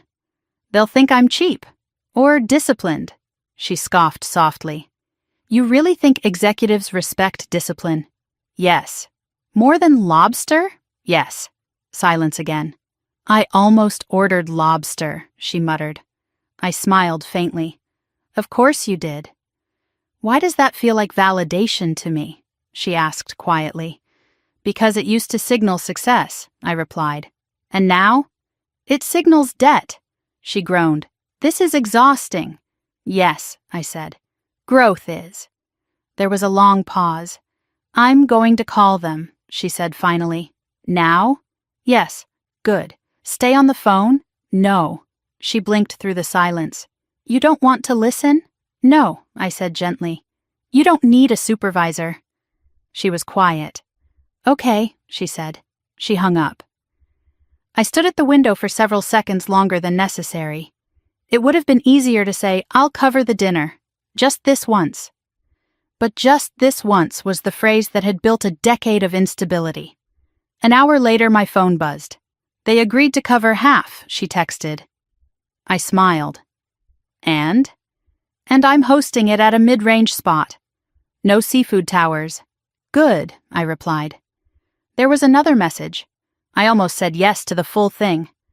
I know, I typed. She sent a final one. This feels different. How? Like I'm choosing not to impress. I stared at that. That's growth, I wrote. That evening, Daniel noticed the shift in my mood. She didn't blow it? He asked. No. She negotiated? Yes. He smiled. That's new. Yes. Later that week, Madison called again. The dinner's tomorrow, she said. Nervous? Yes. About what? That they'll judge. They might. Helpful. Judgment isn't fatal, I said. Embarrassment feels like it. It isn't. She was quiet. You really didn't reach for your card that night? She asked suddenly. At the steakhouse? Yes. I almost did. She inhaled sharply. What stopped you? The idea that if I paid, nothing would change. She was silent for several seconds. Thank you, she said quietly. For what? For not paying. The simplicity of that surprised me. You're welcome, I replied. The next evening she sent a photo. A modest private room at a hotel restaurant. Clean, professional, no excess. Looks normal, she wrote. Normal is stable, I replied. She didn't respond. An hour later, another message. It went well. They didn't blink at the venue. Good. They signed a follow-up contract. For how much? $7,000. I leaned back in my chair and exhaled slowly. That's solid. She sent one more message. No lobster. I laughed out loud. That night, as I sat at the kitchen island reviewing quarterly reports, I realized something. The test had shifted. It wasn't about refusing to pay anymore. It was about refusing to enable risk disguised as opportunity. And she had passed. Not perfectly, but intentionally. Before bed, Ethan padded into the kitchen. "Mom." "Yes?" "Is Aunt Madison coming to my soccer game Saturday?" "I think so." "Is she going to be loud?" "Probably less loud than before." He nodded thoughtfully. "Good." "Why?" "Because it's distracting." I smiled. Boundaries ripple. They don't just protect finances, they protect focus. As I turned off the lights and climbed into bed, my phone buzzed one last time, from Madison. "I didn't need you tonight." I stared at that sentence for a long moment. "I know," I typed back, and I didn't feel left out. I felt relieved. Because when someone learns to stand without your scaffolding, you don't lose importance. You gain distance. And distance, I was learning, is where strength multiplies, not in dramatic confrontations, but in quiet negotiations where no one reaches for someone else's wallet. Especially not mine. The first real apology didn't happen in a restaurant or over a spreadsheet. It happened in my parents' driveway on a Sunday afternoon, while Ethan kicked a soccer ball against the garage door. The sky was pale blue, early summer creeping into Chicago. The air felt lighter than it had in months. Madison pulled up in the gray sedan, now familiar, and parked carefully along the curb instead of angling dramatically into the driveway like she used to with the SUV. Small shifts. Greg stepped out first, carrying a cooler. Madison followed, holding a simple bouquet of grocery store flowers. Not extravagant, not staged, just normal. "Hi," she said. "Hi." My mother came out of the house, wiping her hands on a kitchen towel. My father followed, slower these days, but steady. We gathered in the driveway for a moment, awkward and ordinary. Ethan ran over, out of breath. "Aunt Madison!" he shouted. She crouched and hugged him tightly. "Hey, superstar!" she said. No flashy gift, no loud announcement, just presence. Later, after lunch, while Ethan and Greg tossed the soccer ball back and forth, Madison approached me near the side yard. "I need to say something," she said quietly. I nodded once. She didn't look dramatic. She looked deliberate. "I'm sorry," she said. The words were clear, not rushed, not attached to excuses. "For what?" I asked gently. "For the steakhouse, for the assumption, for all of it." I didn't rush to respond. Apologies deserve silence before acceptance. "I didn't think," she continued. "I didn't think about Ethan's chair. I didn't think about the bill. I didn't think about you." She swallowed. "I thought about image." The honesty landed heavier than the apology. "I know," I said. She nodded. "And I'm sorry I dragged you into my mess for years." I studied her face. No deflection, no hidden hook, just clarity. "I accept that," I said finally. She exhaled slowly, almost shakily. "That's it?" she asked. "That's it." She blinked. "You're not going to dissect it?" "No." You're not going to remind me what I did?" "I don't need to." Silence stretched between us. "That feels anticlimactic," she muttered. "Growth usually is." She laughed softly. "I deserve that." We stood there for a moment, watching Ethan attempt a dramatic kick and miss completely.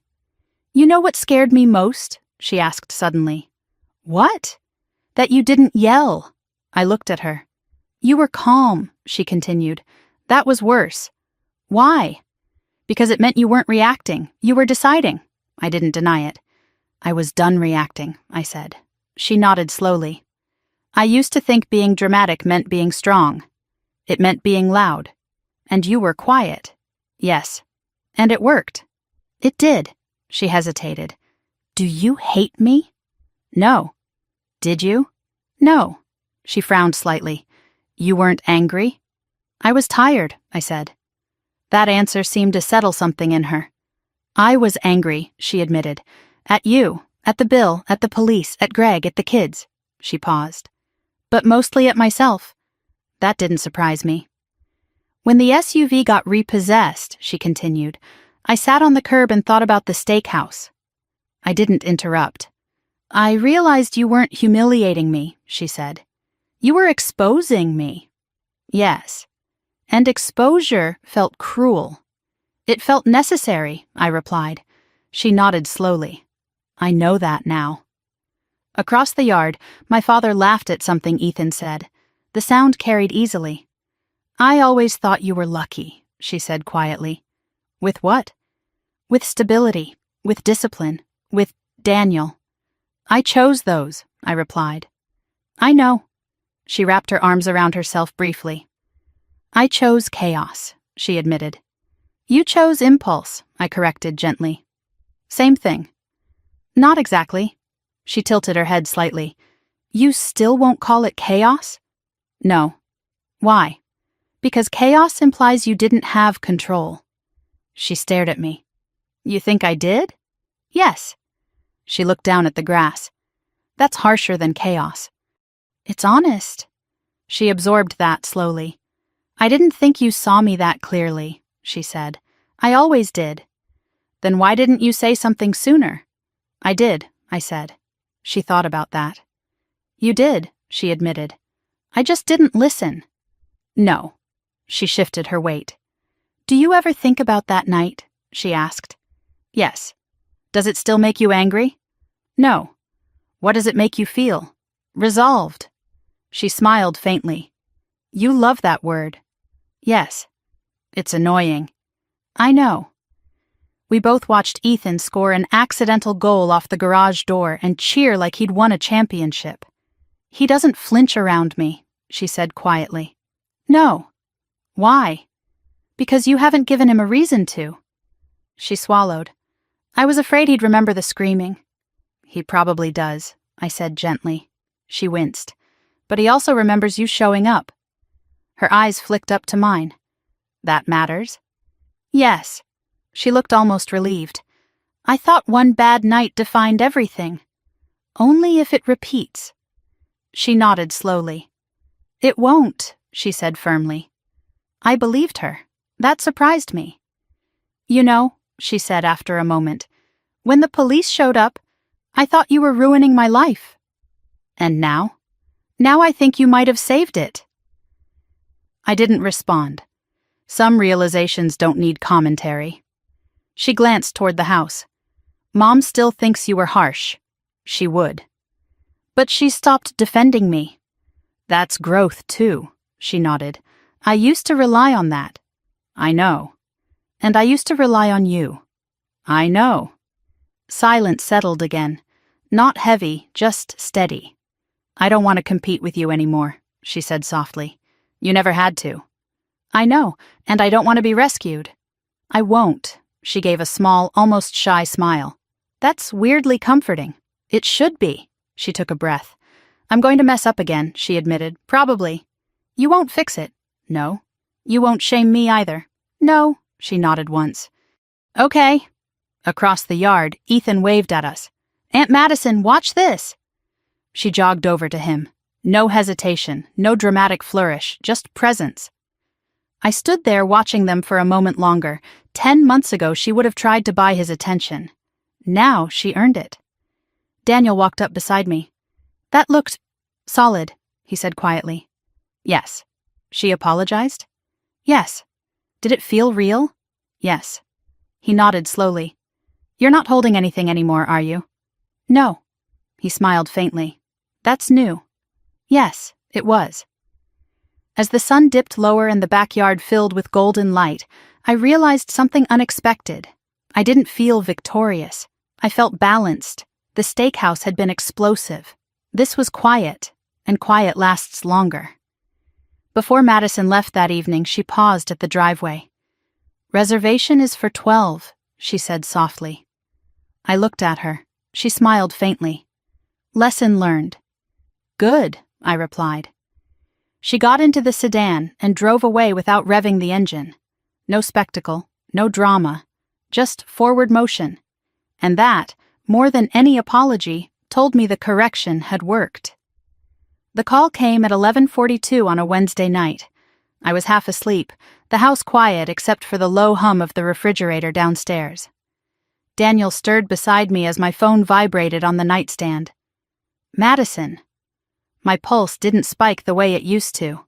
That was the first thing I noticed. I answered. Hey, I said, voice steady. There was no screaming, no panic, just breathing. Are you awake? She asked quietly. I am now. Sorry. What's going on? Silence stretched for a few seconds. Greg lost his overtime. I sat up slightly against the headboard. For how long? Indefinite. Reason? Company cutbacks. I nodded slowly, even though she couldn't see me. Okay. That single word seemed to surprise her. Okay? She repeated. Yes, okay. She exhaled sharply. I don't have margin for this. I know. There was a faint tremor in her voice. We were finally getting ahead, she said. Finally. Are you behind on anything yet? No. Good. Silence again. I almost asked Dad for money, she admitted. Did you? No. Good. She laughed weakly. You're very predictable. Yes. I wanted to ask you, she said. I figured. And? You didn't. No. Why? I imagined the steakhouse. I leaned back against the headboard. What about it? The way you didn't flinch. That again. That wasn't about not flinching, I said. It was about not stepping in. I know. Another silence. So what do we do? She asked finally. We. That word used to mean shared financial rescue. Now it meant shared conversation. You revised the plan, I said. How? Start with expenses. I already cut everything. Cut again, she groaned softly. There's nothing left. Subscriptions? Gone. Streaming? 1. Cell plan?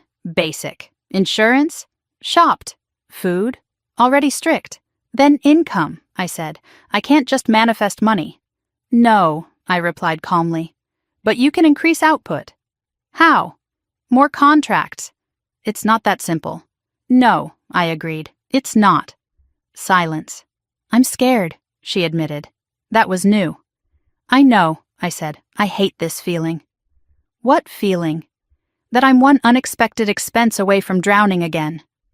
I closed my eyes for a moment. That feeling is honest, I said. It's exhausting. Yes, but you're not drowning, I added. Not yet.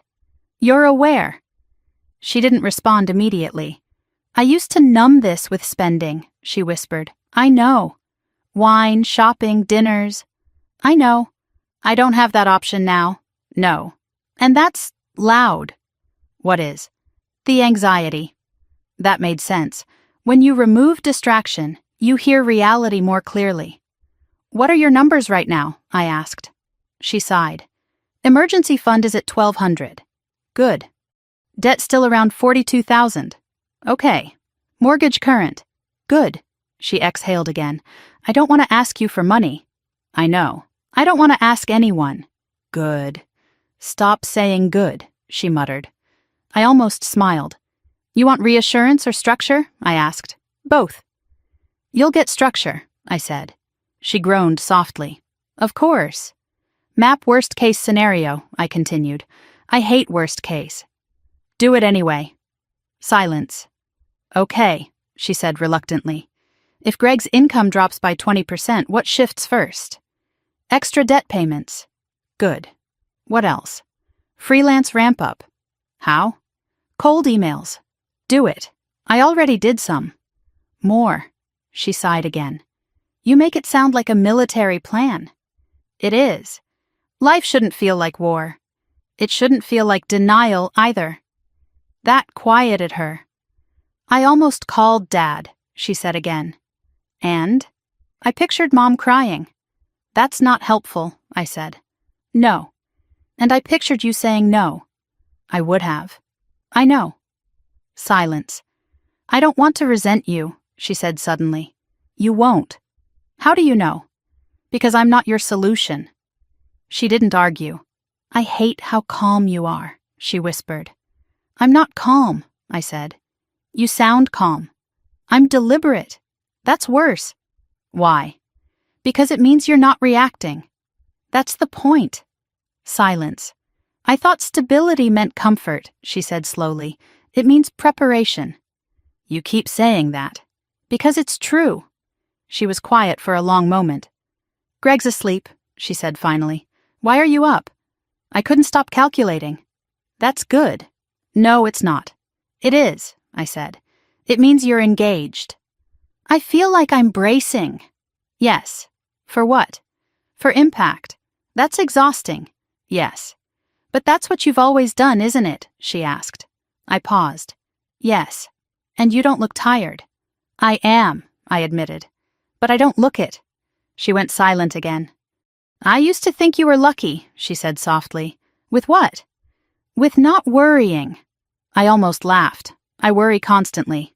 Then how do you function? I plan. Silence. That's not romantic, she muttered. No. But it's solid. Yes. The word again. Solid. Okay, she said finally. Tomorrow I'll rework the spreadsheet. Good. Stop, I smiled faintly. You called me, I reminded her. I know. And I didn't give you money. No. And you're still on the phone. Yes. That's progress. She was quiet. You know what's weird? She asked. What? I don't feel abandoned. That's because you're not. You're not rescuing me. No. But you're not walking away. No. She let that sit. That's new. Yes. There was a long pause. Thank you, she said quietly. For what? For not making this about the steakhouse. It's not about the steakhouse. It feels like it could have been. It's about now. Silence. I'm going to be okay, she said suddenly. Yes. You sound sure. I am. Why? Because you're thinking before spending. She laughed softly. That's the bar? Yes, she exhaled. Okay. We stayed on the phone a few minutes longer, not talking much, just breathing. When she finally hung up, the house was silent again. Daniel shifted beside me. Everything okay? He murmured. Yes. She asking for money? No. He nodded sleepily. That's good. Yes, I whispered. Good. Not dramatic, not glamorous, just good. The next morning I woke up tired but steady. There was no emergency transfer, no frantic Venmo request, just a text from Madison, spreadsheet updated, sending 5 more cold emails today. I stared at it for a moment, then replied, solid.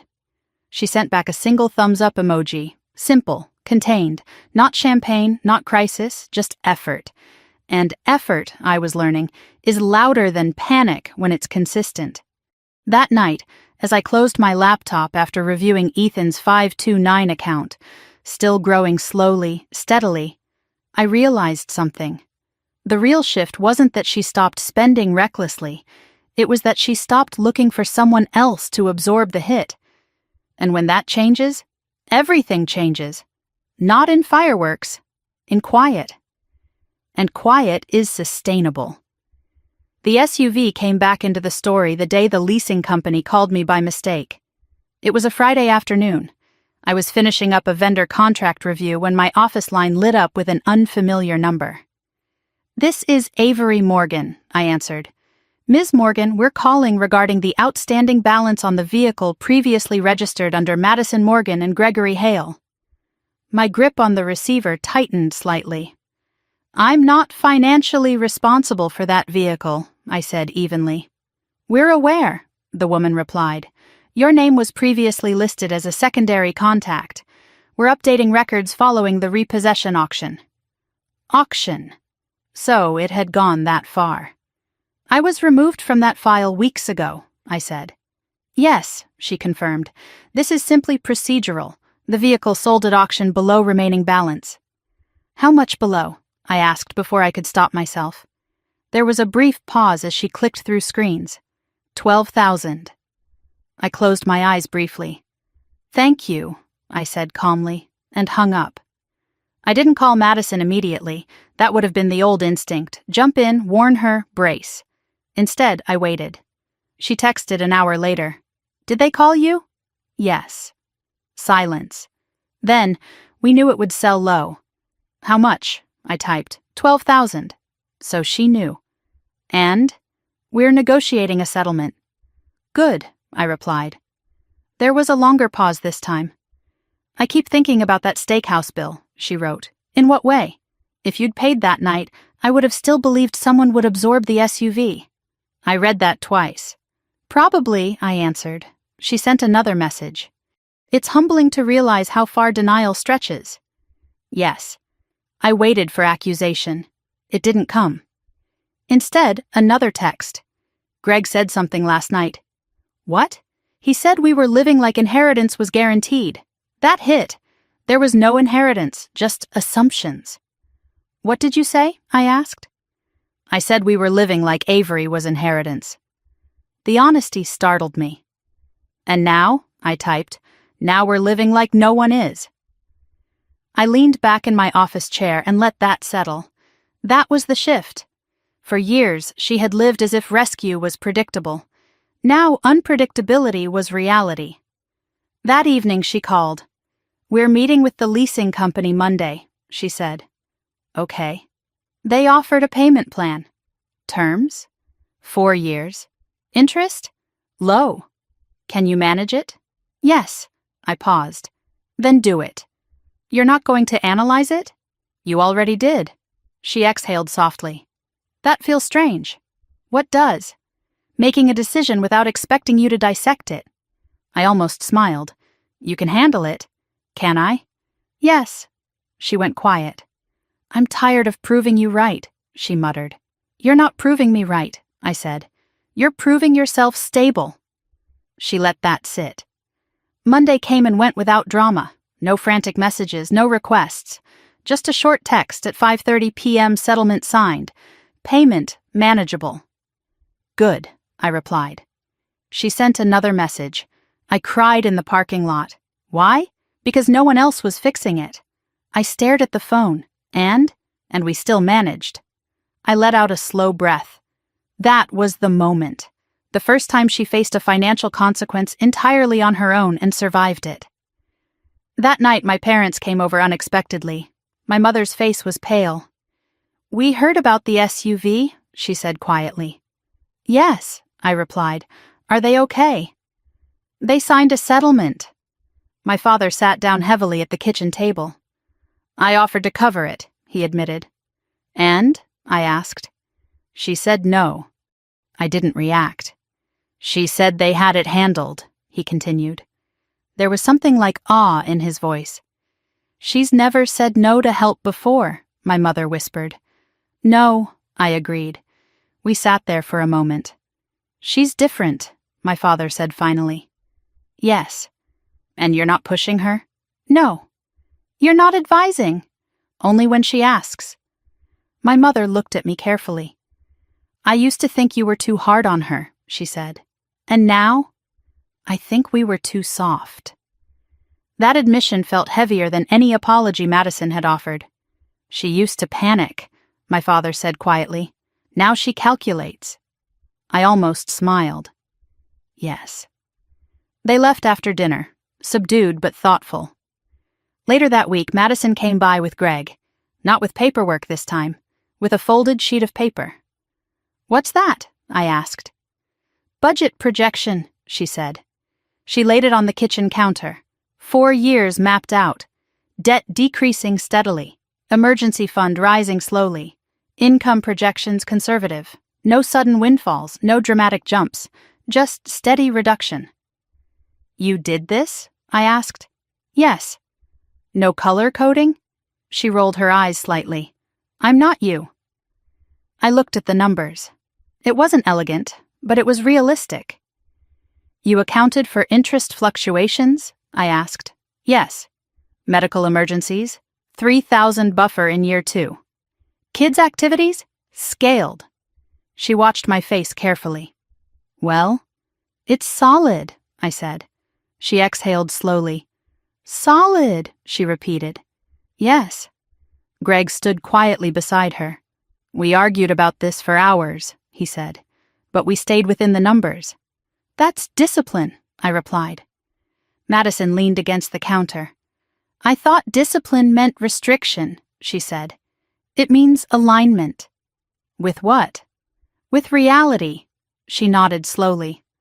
I keep replaying that night in my head, she admitted. The screaming? Yes. And? I see myself now, and I cringe. That's growth, I said. It's embarrassing. Yes. But I don't feel angry at you anymore.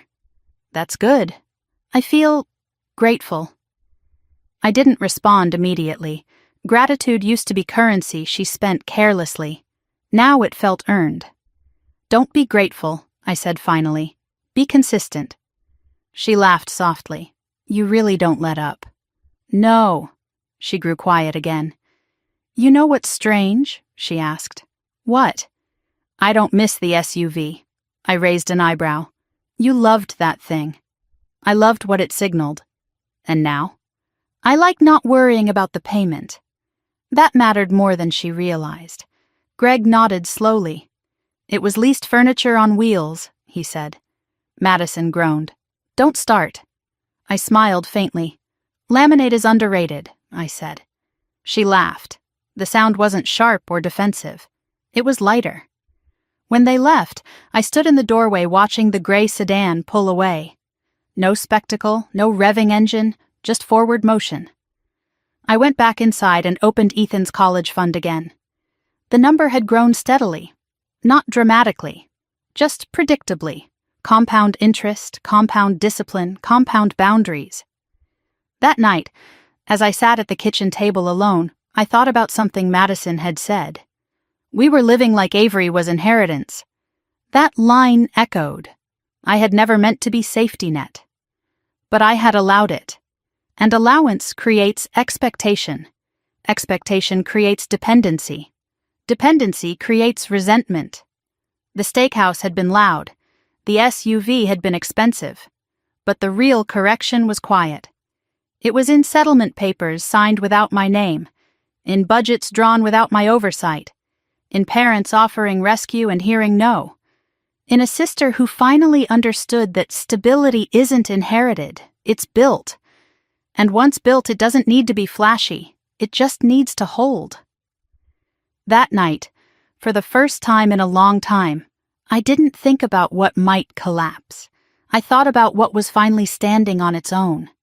The post went up on a Sunday afternoon. I wasn't expecting it.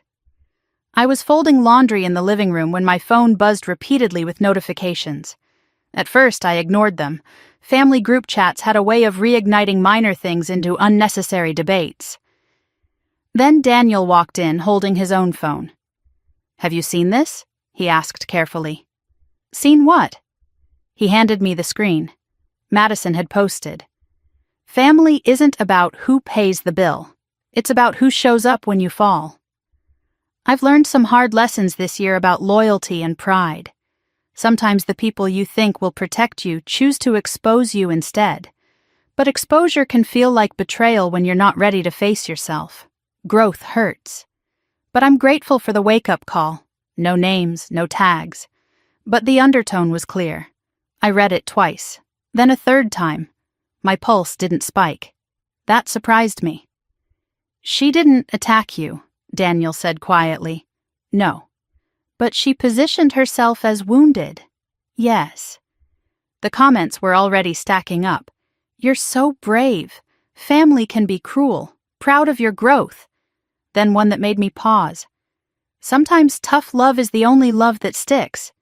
That one had more likes than the others. Interesting. I didn't comment. I didn't react. But 10 minutes later, my phone rang. Madison, I answered. You saw it, she said. Yes. You're not mad? No. Silence. You're not going to respond? She asked. No. Why? Because it's your narrative. She exhaled slowly. I didn't name you. I know. I wasn't blaming you. I know. She hesitated. I was trying to explain. To who? To myself. That was honest. It reads like ambiguity, I said gently. I didn't know how to write it without sounding defensive. You don't have to write it at all. She was quiet for a long moment. I didn't want people thinking you destroyed me. Did I? No. Then why clarify? She sighed. Because I used to think you did. That caught me off guard. And now? Now I think you interrupted me. That was different. Interrupted what? I asked. My illusion. I leaned back into the couch. That's accurate, she gave a small, tired laugh. People keep asking if we're okay, she said. Are we? Yes. Then that's enough. I wanted to control the narrative, she admitted. You always have. I don't want it to define me. It won't. How do you know? Because you stopped repeating it. Silence again. Mom texted me, she said. What did she say? She asked if I was shading you. Were you? No, I believed her. I don't want to fight you publicly, she said. I don't want to fight you privately. She let that sit. I don't regret the post, she added quietly. You don't have to. But I regret that I needed it. That made more sense. Sometimes closure needs words, I said, even if they're messy. Yes. She was quiet. Are you sure you're not mad? She asked again. I'm not. What are you? Steady. She laughed softly. You're impossible. I'm consistent. She exhaled. Okay. After we hung up, I set my phone down and went back to folding laundry. Daniel watched me carefully. You're not bothered? He asked. It's not escalation, I said. She still frames it like you exposed her. I did. That doesn't sting? No. Why? Because exposure isn't cruelty. He nodded slowly. Do you think she posted to test you? Probably. And? I didn't bite. That was the shift. Months ago, I would have felt compelled to correct, to clarify, to defend. Now I felt detached. Later that evening, my father called. She didn't mean to criticize you, he said immediately. I know. She's trying to process. I know. She's embarrassed. That's not fatal. He was quiet. She's changed, he said. Yes. You have too. Yes. Less reactive. Yes. More deliberate. I almost smiled. That's accurate. He hesitated. I'm proud of both of you, he said finally. That caught me off guard. Why? Because you didn't fracture. We were already cracked, I replied gently. He didn't argue. That night, I scrolled through the comments again. Most were supportive, some dramatic, a few speculative. No one tagged me directly, no one escalated it. It was a contained ripple, and I let it remain that way. The next day, Madison texted.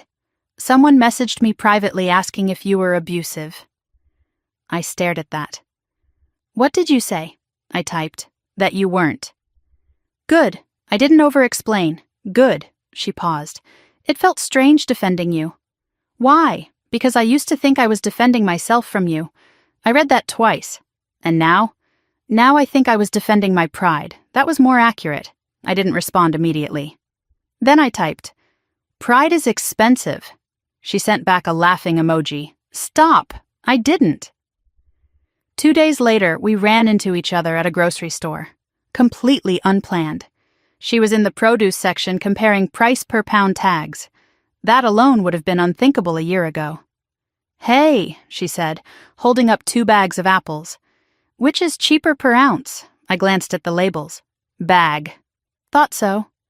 We stood there for a moment, awkward but calm. I almost deleted the post, she admitted. Why? Because I didn't want you thinking I was blaming you. I don't, she studied my face. You're not curious what people are saying? No. Really? Really? She shook her head slightly. You don't chase narrative. No. I used to live inside it. I know. She placed the apples in her cart. I don't miss that. What? The performance. That's good. She hesitated. Do you ever regret not paying that night? No. Not even a little? No. She nodded slowly. I don't regret it either, she said. That was new. You regret the screaming, I replied. Yes. But not the lesson. No. We walked toward checkout together. Separate carts, separate totals, no shared payment, no awkwardness, just parallel. As she paid with her debit card, she glanced at me. Separate checks, she said lightly. Yes. She smiled faintly. Feels normal now. Yes, and it did. Later that week, Ethan asked me something unexpected. Mom? Yes? Why do grown-ups care so much about what other people think? I considered that. Because it feels like survival, I said. Is it?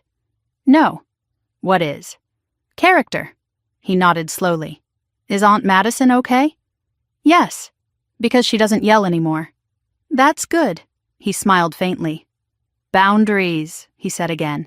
Yes. The word had become almost sacred in our house. Not aggressive, not defensive, just structural. That night, as I closed my laptop and glanced once more at Ethan's steadily growing 529 account, I realized something important. The steakhouse had been public, the post had been public, but the correction? It had become private. And private growth doesn't need applause, it just needs consistency. I turned off the lights and went to bed without scrolling one more time. Because when you stop chasing narrative, narrative stops chasing you. And that was the quietest victory of all. The invitation arrived in a cream envelope with my name written in my mother's careful handwriting. Sunday dinner. All of us. No agenda. That last part made me pause. No agenda. I held the card for a moment before setting it on the kitchen counter. Daniel looked up from the stove. What is it? Family dinner, I said. He raised an eyebrow. That sounds ominous. Apparently, no agenda. He laughed softly. That's definitely an agenda. I didn't disagree.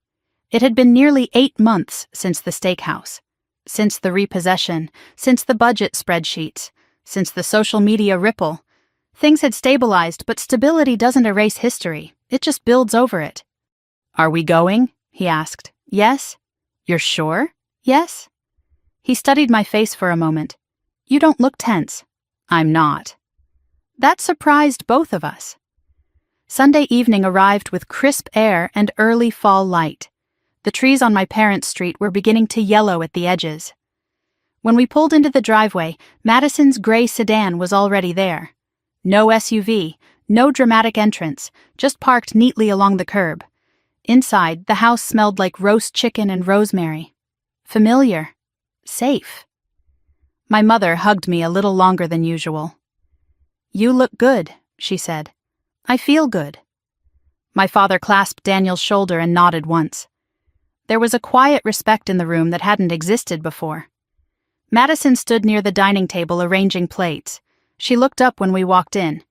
Hey, she said. Hey. No tension, no stiffness, just measured normal. Ethan ran past us into the living room where Greg was setting up a board game. Laughter drifted down the hallway. Children adapt faster than adults. We gathered at the table.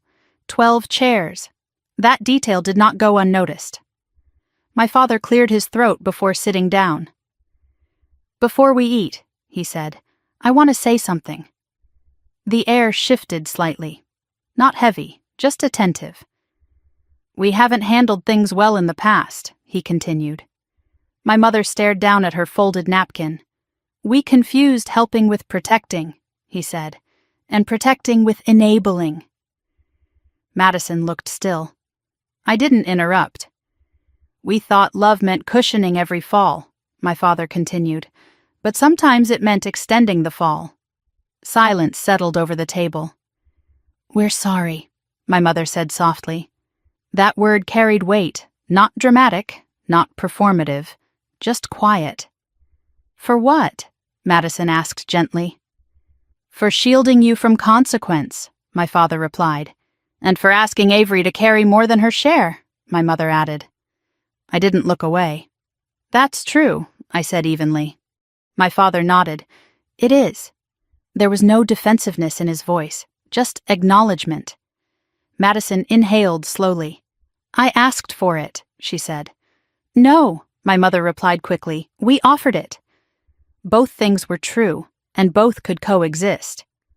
I didn't know how to say no, my mother whispered. Madison looked at her. I didn't know how to hear it, she said. The room felt steady. No raised voices, no accusations, just clarity. I folded my hands on the table. This isn't about blame, I said. No, my father agreed. It's about correction. Correction. I liked that word. Dinner began, plates passed, wine poured, moderately. No expensive labels, no overindulgence, just enough. Greg leaned over to me quietly at one point. I was angry at you, he admitted. I know. I thought you humiliated us. Yes, I don't think that anymore.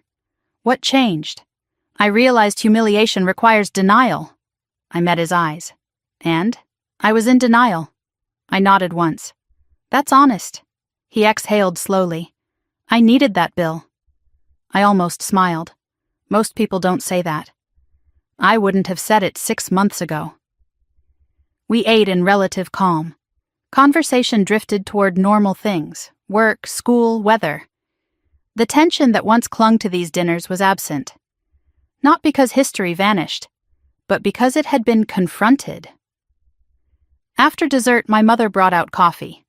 Madison stood up unexpectedly. I need to say something too, she said. The room quieted again. I used to think Avery was rigid, she began. I didn't react. I thought she was cold, calculating, harsh.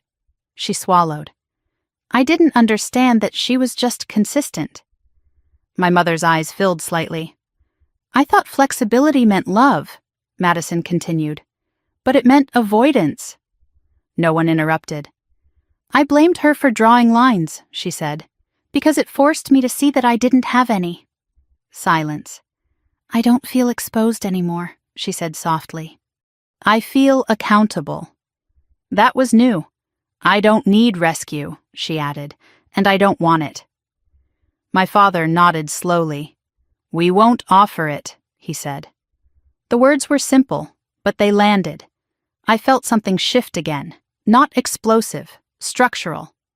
After dinner, we moved into the living room. Ethan and his cousins were building something out of blocks on the floor.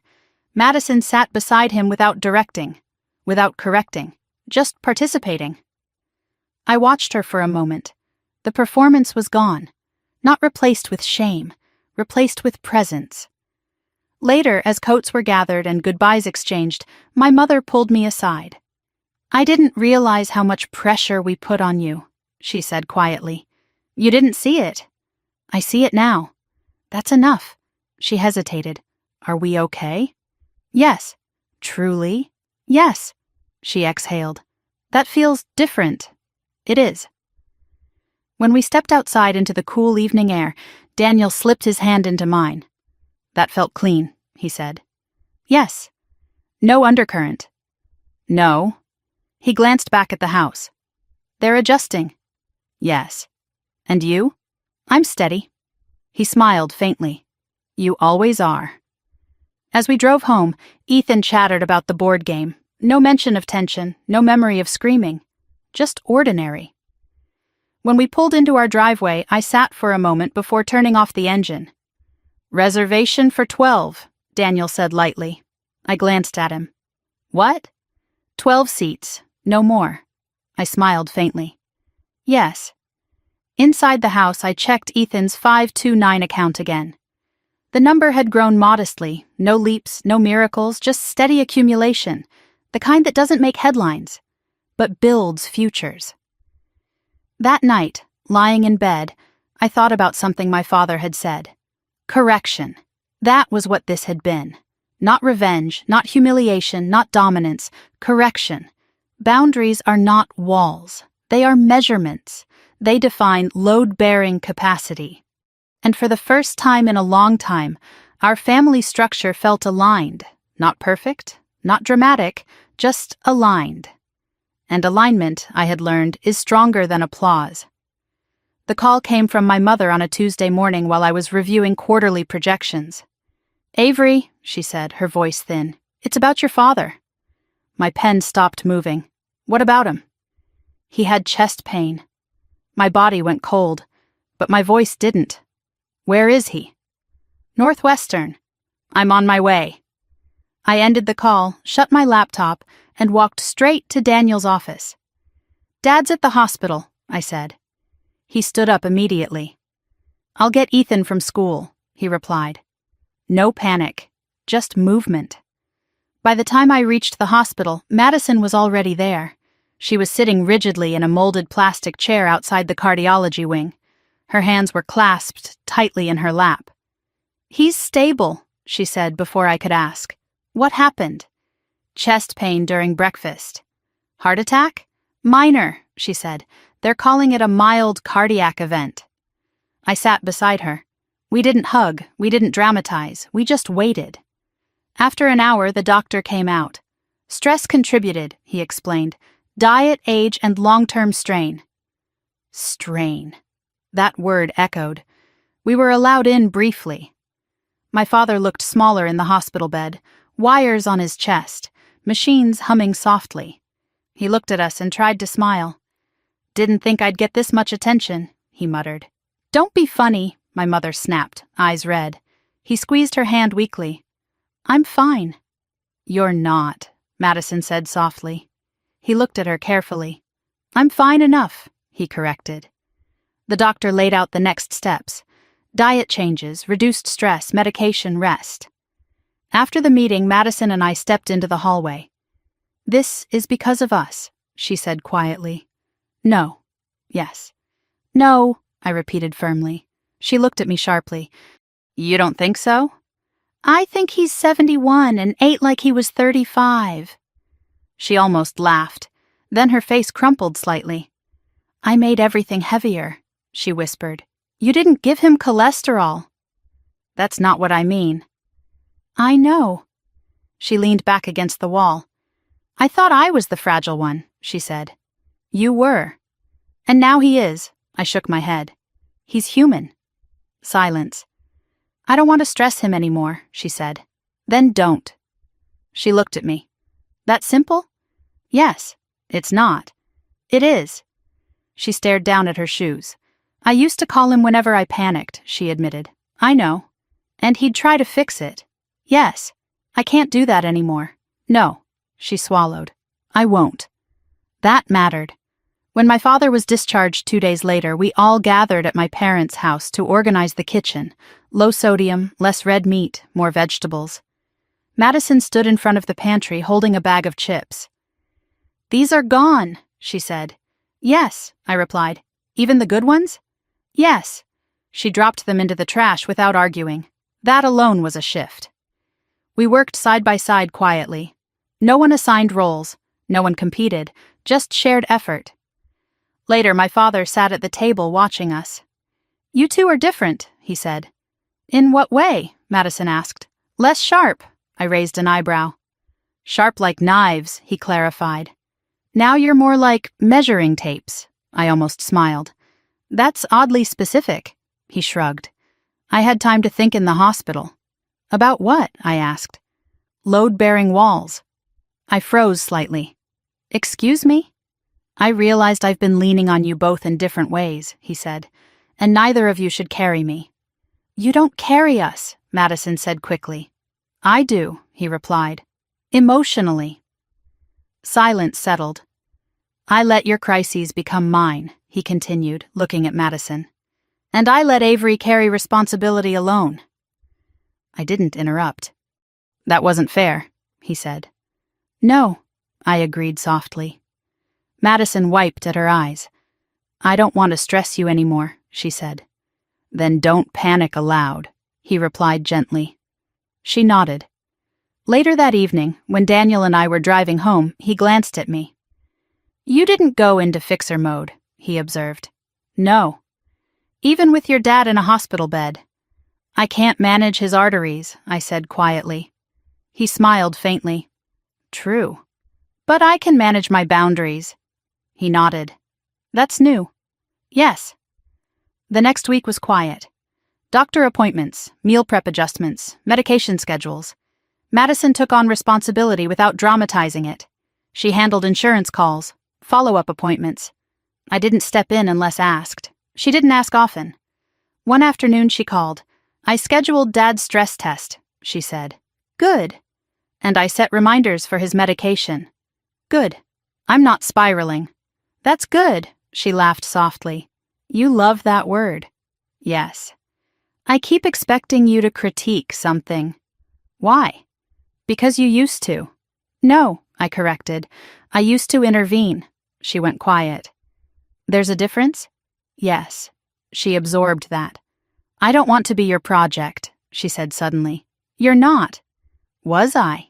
Yes. Silence. I didn't know how not to be. You're learning. She exhaled slowly. I think Dad's heart scare scared me more than the repo. Why?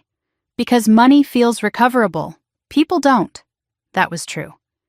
I sat with that thought long after we hung up. The steakhouse had been about pride, the SUV about denial, but this was about fragility, and fragility changes priorities. That Sunday, we gathered again at my parents' house for a low-sodium dinner. No wine, no heavy desserts, just grilled chicken and roasted vegetables. Madison handed my father his medication without being prompted. He took it without resistance. Separate checks, he joked weakly. Madison smiled. Separate stress, she replied. I looked at her. She wasn't joking. She meant it. After dinner, as we stood in the kitchen washing dishes, she spoke quietly. I used to think money was the biggest issue. It wasn't. No. It was boundaries. Yes. And fear, she added. Of what? Of being ordinary. I turned toward her. You are ordinary. She laughed. Exactly. And that's fine. Yes. She dried her hands slowly. I don't need to impress anyone anymore. That's exhausting anyway. Yes. We stood in silence for a moment. You didn't rescue me, she said softly. No. And you didn't rescue Dad. No. But you stayed. Yes, she nodded. That's different. It was. That night, as I lay in bed, I thought about my father in the hospital, about machines beeping steadily, about Madison's hands clasped tightly in her lap, about how quickly everything can shift. The steakhouse had felt like a war. This felt like maintenance. Maintenance is quieter, but it lasts longer. Boundaries don't just protect money, they protect hearts. And for the first time, I understood that drawing a line had saved more than a dinner bill. It had reduced strain. On all of us. And strain, left unchecked, breaks things. We were no longer breaking. We were recalibrating, and that felt stronger than any public victory. The holiday season came quietly that year. No dramatic group texts, no frantic last-minute dinner reservations, no subtle financial probes disguised as tradition. Just a simple message from my mother in early November. Thanksgiving at your place this year, if you're willing. I stared at the screen for a moment. 2 years ago, that message would have come with unspoken assumptions. This time it felt respectful. Yes, I typed back, but we'll keep it small, 12 seats. She replied almost instantly. 12 is perfect. I didn't miss the significance. When I told Daniel, he smiled. Still 12, he said. Always 12. Does that number comfort you now? It anchors me. He nodded. It used to represent conflict. Yes. And now? Structure. That felt accurate. The week leading up to Thanksgiving was calm. Madison texted asking what she could bring. Not performatively, not competitively, just plainly. Vegetables or dessert? She asked. Vegetables, I replied. Roasted Brussels sprouts. Done. No negotiation, no subtle testing. Just alignment. On Thanksgiving morning, I woke before sunrise. The house was quiet. I moved through the kitchen methodically. Turkey in the oven. Timers set. Side dishes staged. I wasn't bracing. I was preparing. There's a difference. By noon, the house filled with the smell of rosemary and garlic. Ethan hovered nearby, asking if he could help. You can set the table, I said. 12? He asked automatically. Yes. He counted the plates carefully. No extras, no folding chairs in the corner, just 12. At 1:30, Madison arrived. She stepped out of the gray sedan wearing a wool sweater and jeans. No designer bag, no dramatic entrance, just a casserole dish balanced carefully in her hands. Hey, she said as I opened the door. Hey, she handed me the dish. They might be a little overdone, she admitted. That's fine. I measured the oil. I smiled faintly. I'm proud of you." She rolled her eyes. "Don't start." But she was smiling. My parents arrived next. My father looked healthier, thinner, more deliberate. He hugged Ethan tightly. "Smells good," he said. "It's simple," I replied. "Simple's better." We gathered in the living room before dinner. No tension, no scanning for unspoken shifts, just conversation. Greg helped Daniel with the drinks: water, iced tea, a modest bottle of wine. One. Madison caught my eye briefly. No commentary, no performance. At 3 sharp, we sat down. 12 seats, no more. My father cleared his throat. "To boundaries," he said unexpectedly. Madison laughed softly. "To growth," she added. "To structure," Daniel said. "To ordinary," I finished. We clinked glasses lightly. Dinner unfolded without incident. No one overreached. No one overindulged. No one attempted to dominate conversation. Madison asked Ethan about school. Listened, really listened. Greg talked about work overtime cautiously returning. No bragging, no inflation, just facts. At one point, my mother reached for more gravy, then paused. "Do I need to ask permission?" she teased lightly. I raised an eyebrow. "You know the limits." She smiled. We laughed. It wasn't sharp. It was shared. After dinner, while the kids cleared plates, Madison stood beside me at the sink. "You know what's strange?" she said quietly. "What?" "I'm not anxious." "That's good." "Stop," I smiled. "I'm serious," she continued. "I used to feel like I needed to prove something at these dinners." "You don't." "I know." She rinsed a plate slowly. "I don't feel smaller without the SUV," she said. "You're not." "I don't feel invisible without expensive wine." "You're not." She dried her hands. "I feel steady." I nodded. "That's better than impressive." She leaned against the counter. "I thought you were controlling," she admitted. "I was controlled." "That's different." "Yes." Silence settled between us, comfortable. "I don't think about that steakhouse night with anger anymore," she said softly. "What do you think about?" "The chair." I looked at her. "Ethan's chair," she clarified. I swallowed. "I see it now." "That's growth," I said. "It hurts less," she replied. Later, as dessert was served, my father looked around the table. "This feels lighter," he said. "It is," my mother replied. "Why?" he asked. "Because no one's waiting to be rescued," Madison answered quietly. That was the truth. No safety net being stretched thin, no hidden expectations under the table. Just food, just presents, just 12 seats. After dinner, Ethan pulled Madison into the living room to show her his latest Lego build. She knelt beside him without checking her phone, without posing for photos, just building. I watched for a moment. No performance, no narrative, just participation. Daniel joined me near the doorway. "You're not scanning the room," he observed. "No." "You used to." "I know." "What changed?" "I stopped preparing for collapse." He nodded slowly. "That's powerful. It's peaceful." When my parents left later that evening, my mother hugged me tightly. "You've built something solid here," she whispered. "I didn't build it alone." She pulled back slightly. "No," she said, "but you held it." Madison lingered in the doorway after Greg and the kids walked ahead. "I'm not embarrassed anymore," she said quietly. "About what?" "About needing correction." I looked at her carefully. "That's rare." "I know." She hesitated. "I don't want to go back." "You won't." "How do you know?" "Because you like steady now." She smiled faintly. "Yes," she admitted. "I do." She stepped outside into the cool evening air. I watched her drive away slowly. No rush, no show, just ordinary. Inside, as we stacked dishes and turned off lights, I felt something settle deeper than relief. It wasn't triumph. It wasn't even closure. It was equilibrium. The steakhouse had been a rupture. This was restoration. Not flashy, not loud, just consistent. Later that night, as I checked Ethan's college fund one more time, still growing, still compounding, I realized something. That number represented more than tuition.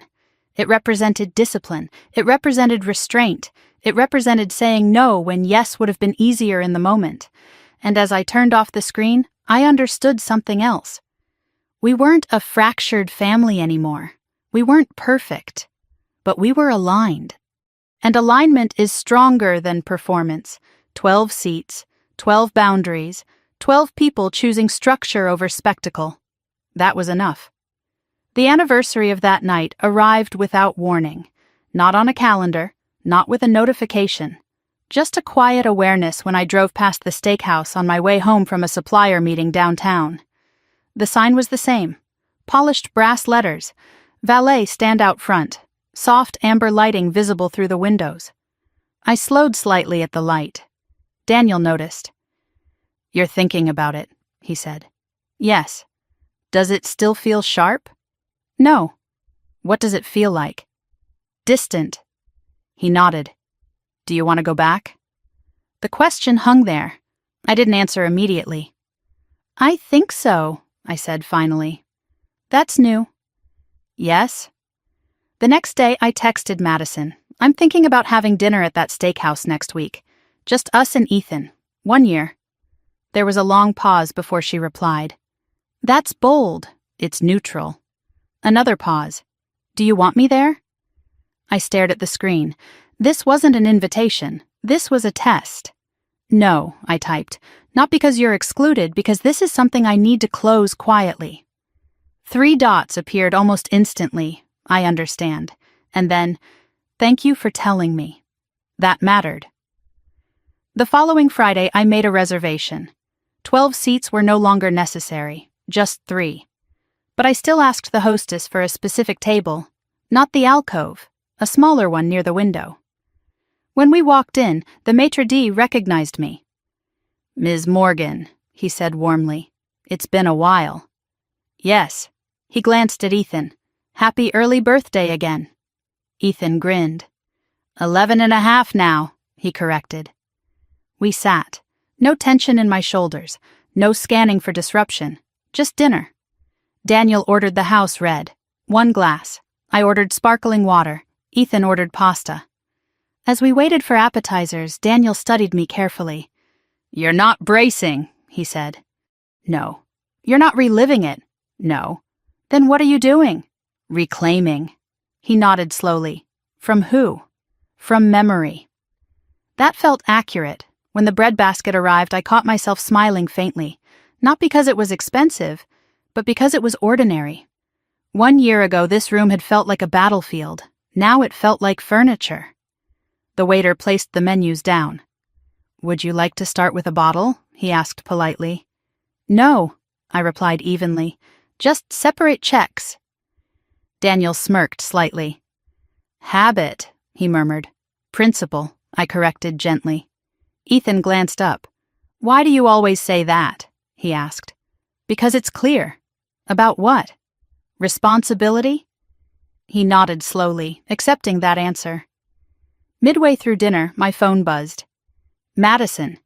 I hesitated for a moment before opening it. "How does it feel?" she wrote.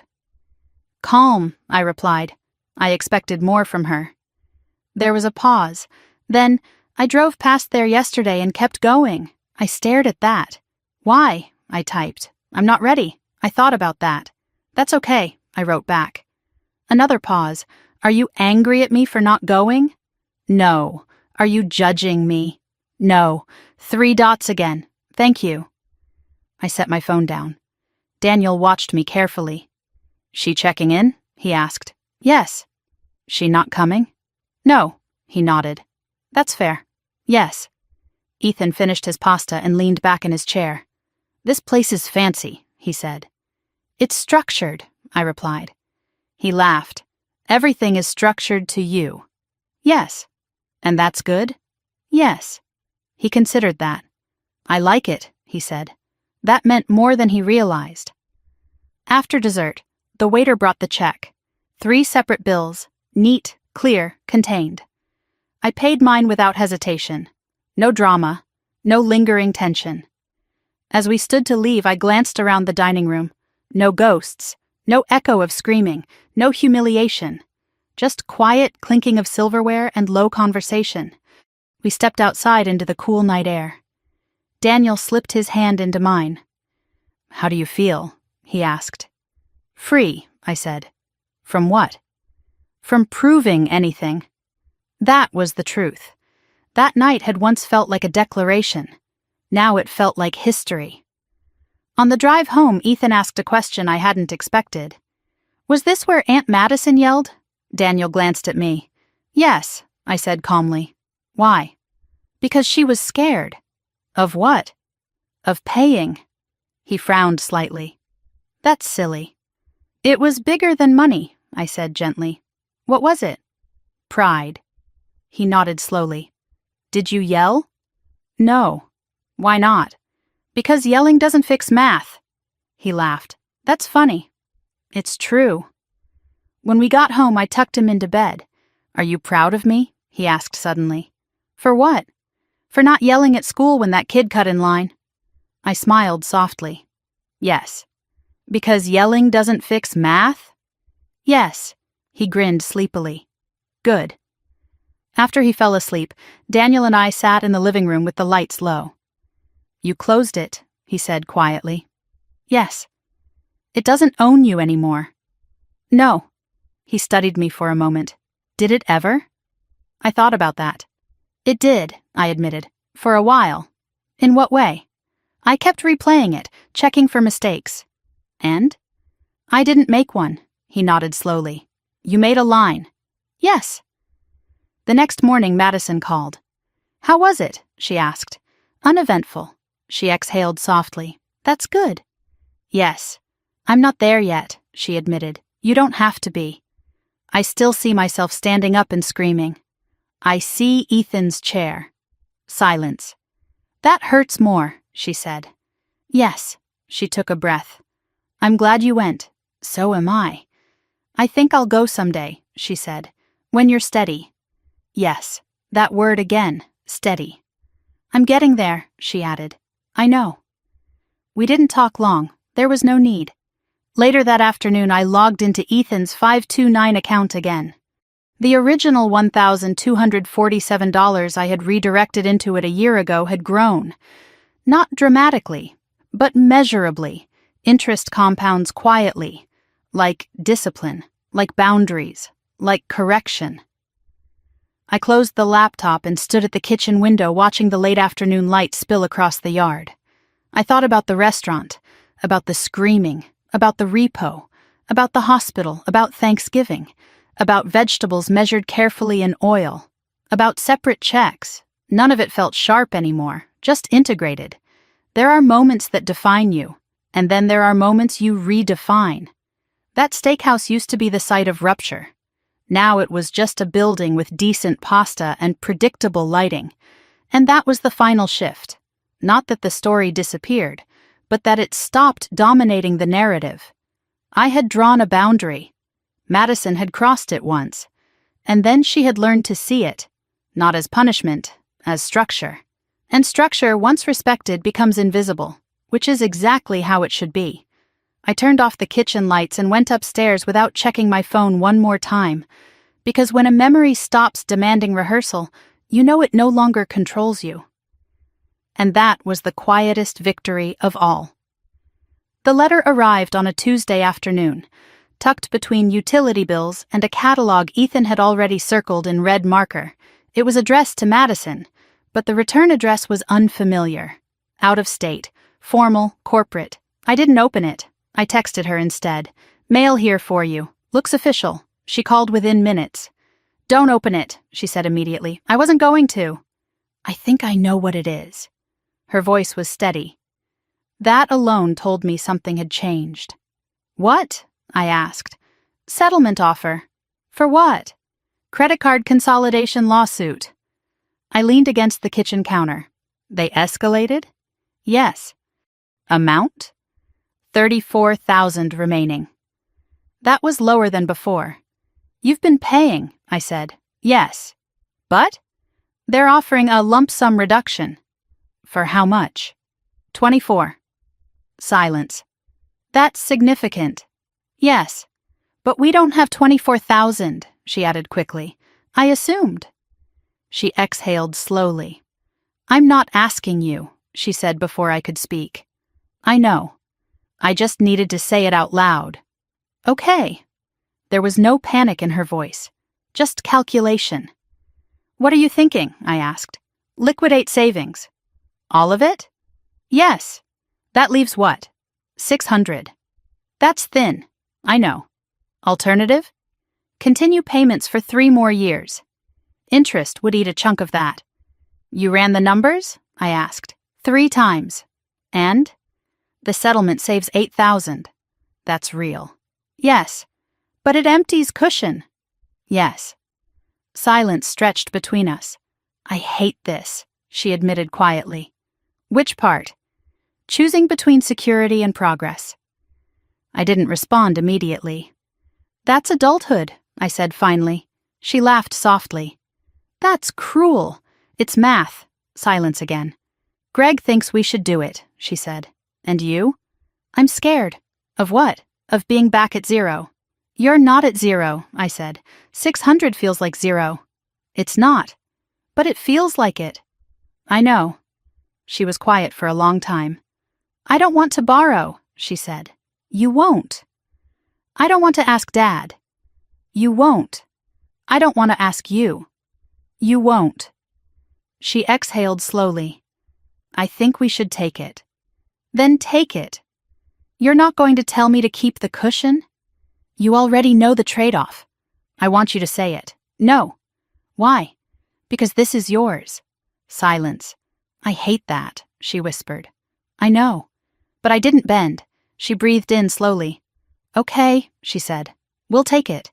Good, she groaned softly. Stop. I almost smiled. When do they need the payment? I asked. 30 days. Can you liquidate without penalty? Yes. Then execute. She was quiet. Why are you so calm? She asked. Because it's contained. What does that mean? You're not spiraling. You're deciding. She absorbed that. That feels different, she said. It is. The next week moved quickly.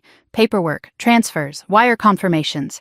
Madison texted me the morning after they wired the funds. It's done. How do you feel? I asked. Like I jumped off a cliff and didn't die. That's growth, I replied. Stop. She added another message. I cried when the confirmation email came through. Why? Because it's the first time I paid something down instead of pushing it forward. That mattered. A week later, the official settlement confirmation arrived. Debt reduced, balance cleared, account closed. She called me that night. It's official, she said. Yes. I'm not in debt anymore. Yes. I keep waiting for a catch. There isn't one. Silence. I'm proud of myself, she said carefully. You should be. That feels strange. Why? I'm used to someone else being proud for me. You don't need that. She let that settle. I used to think money was power, she said. It's leverage. Over what? Choices. Silence. I feel lighter, she admitted. Yes, but also exposed. How? No cushion. You'll rebuild it. I know. She paused. I don't regret not asking you, she added. I know. I wanted to. I know.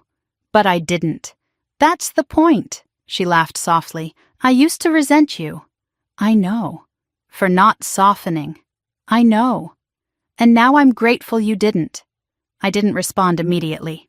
Don't say anything, she added quickly. I wasn't. Good. That weekend we all gathered at my parents' house again.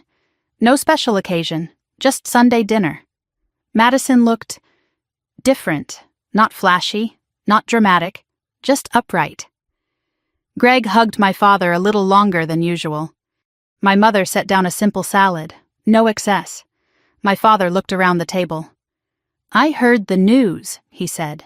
Madison nodded. It's done. Paid? Yes. He leaned back in his chair slowly. That's impressive. She shook her head. It's disciplined. I glanced at her. She caught it and smiled faintly. After dinner, while clearing dishes, she spoke quietly beside me. "I almost called you when the wire went through." "Why?" "Because I felt empty." "Empty?" "Like I'd cut something away." "You did."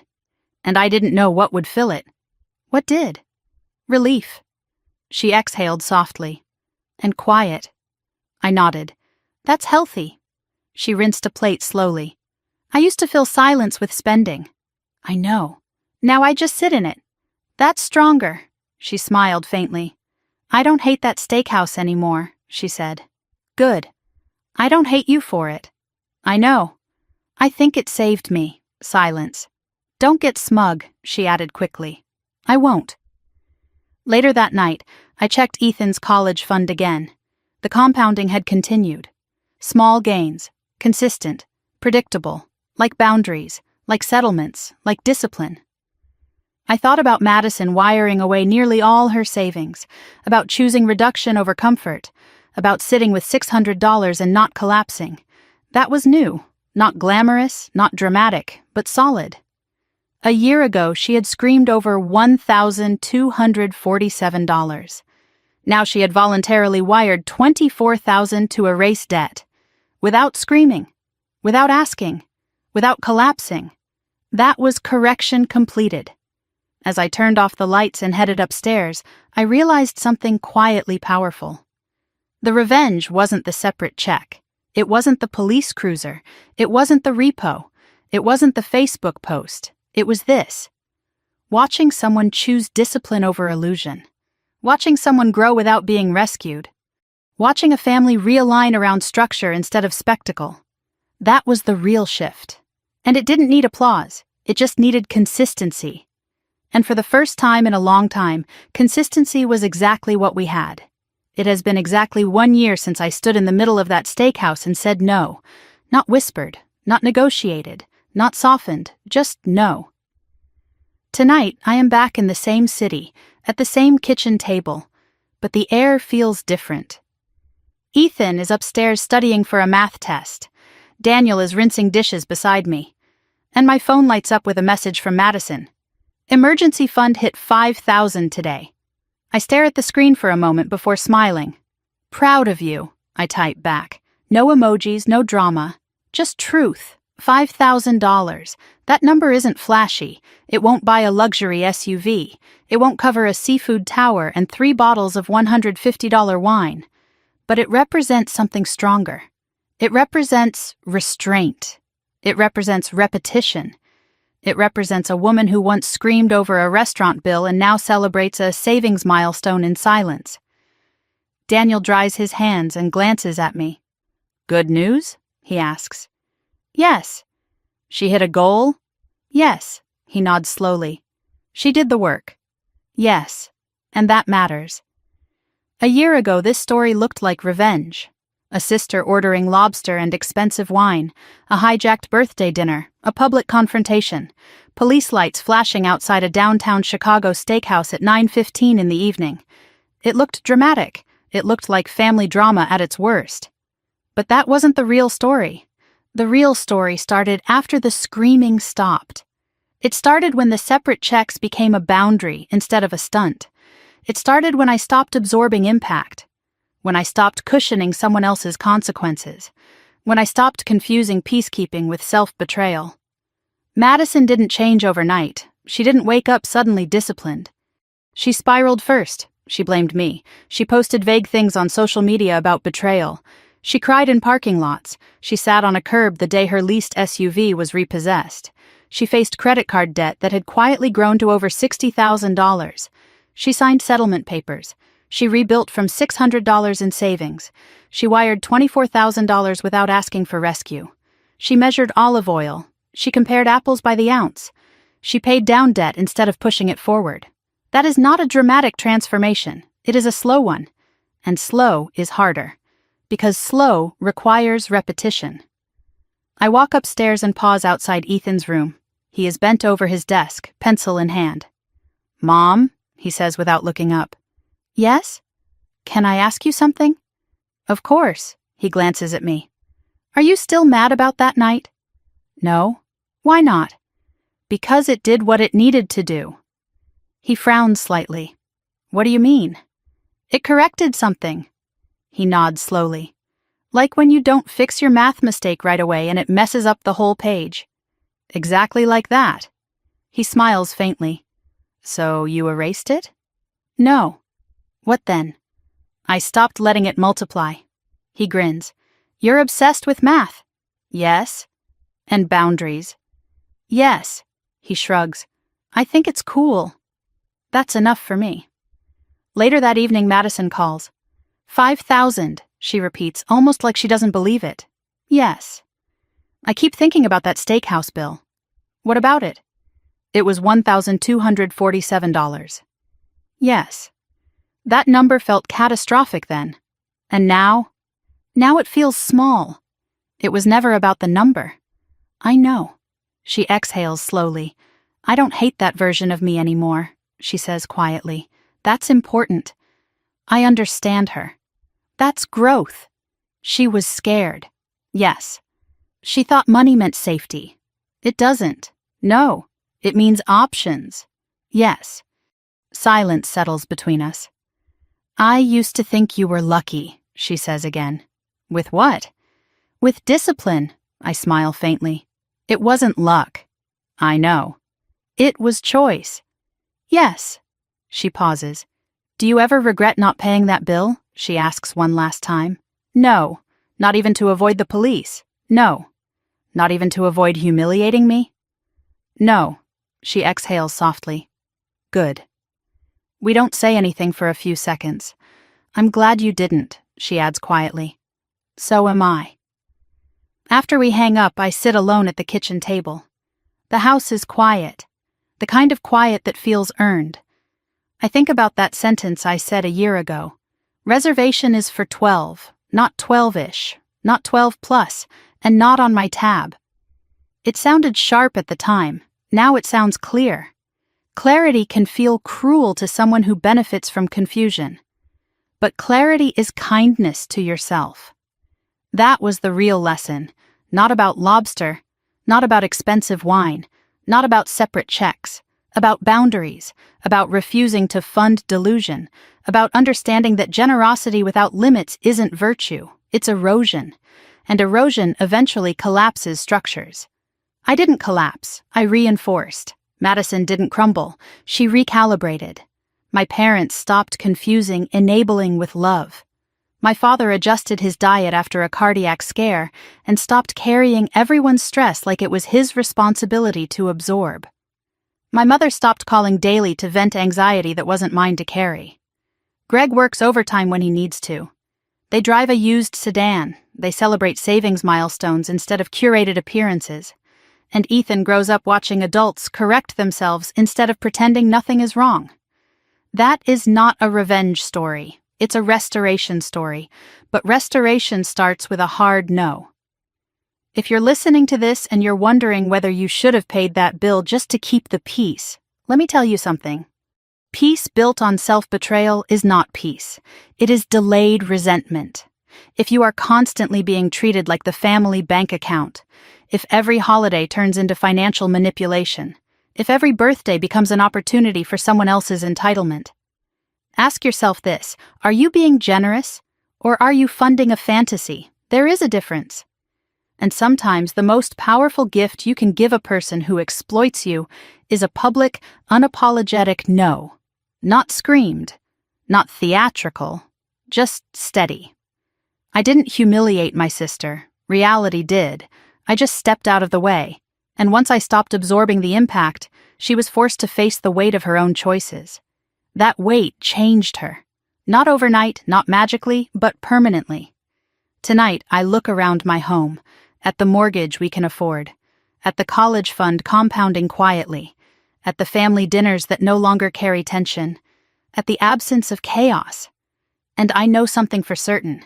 You cannot live a champagne lifestyle on a beer budget, and you certainly cannot charge it to someone else's dignity. If you've ever had to draw a line with a toxic family member, if you've ever been called cold for protecting your peace, if you've ever been pressured to be the bigger person by paying for someone else's irresponsibility, I want to hear your story. Did you say yes and regret it? Or did you finally say no? Tell me in the comments. I read them. Every single one. And if this story gave you even a small amount of courage to draw your own boundary, stay here. Subscribe. There are more stories about family drama, betrayal, hidden power, and the quiet strength of choosing yourself. Because sometimes the most life-changing moment isn't loud. It's a calm voice across a white tablecloth saying, "Separate checks," and meaning it.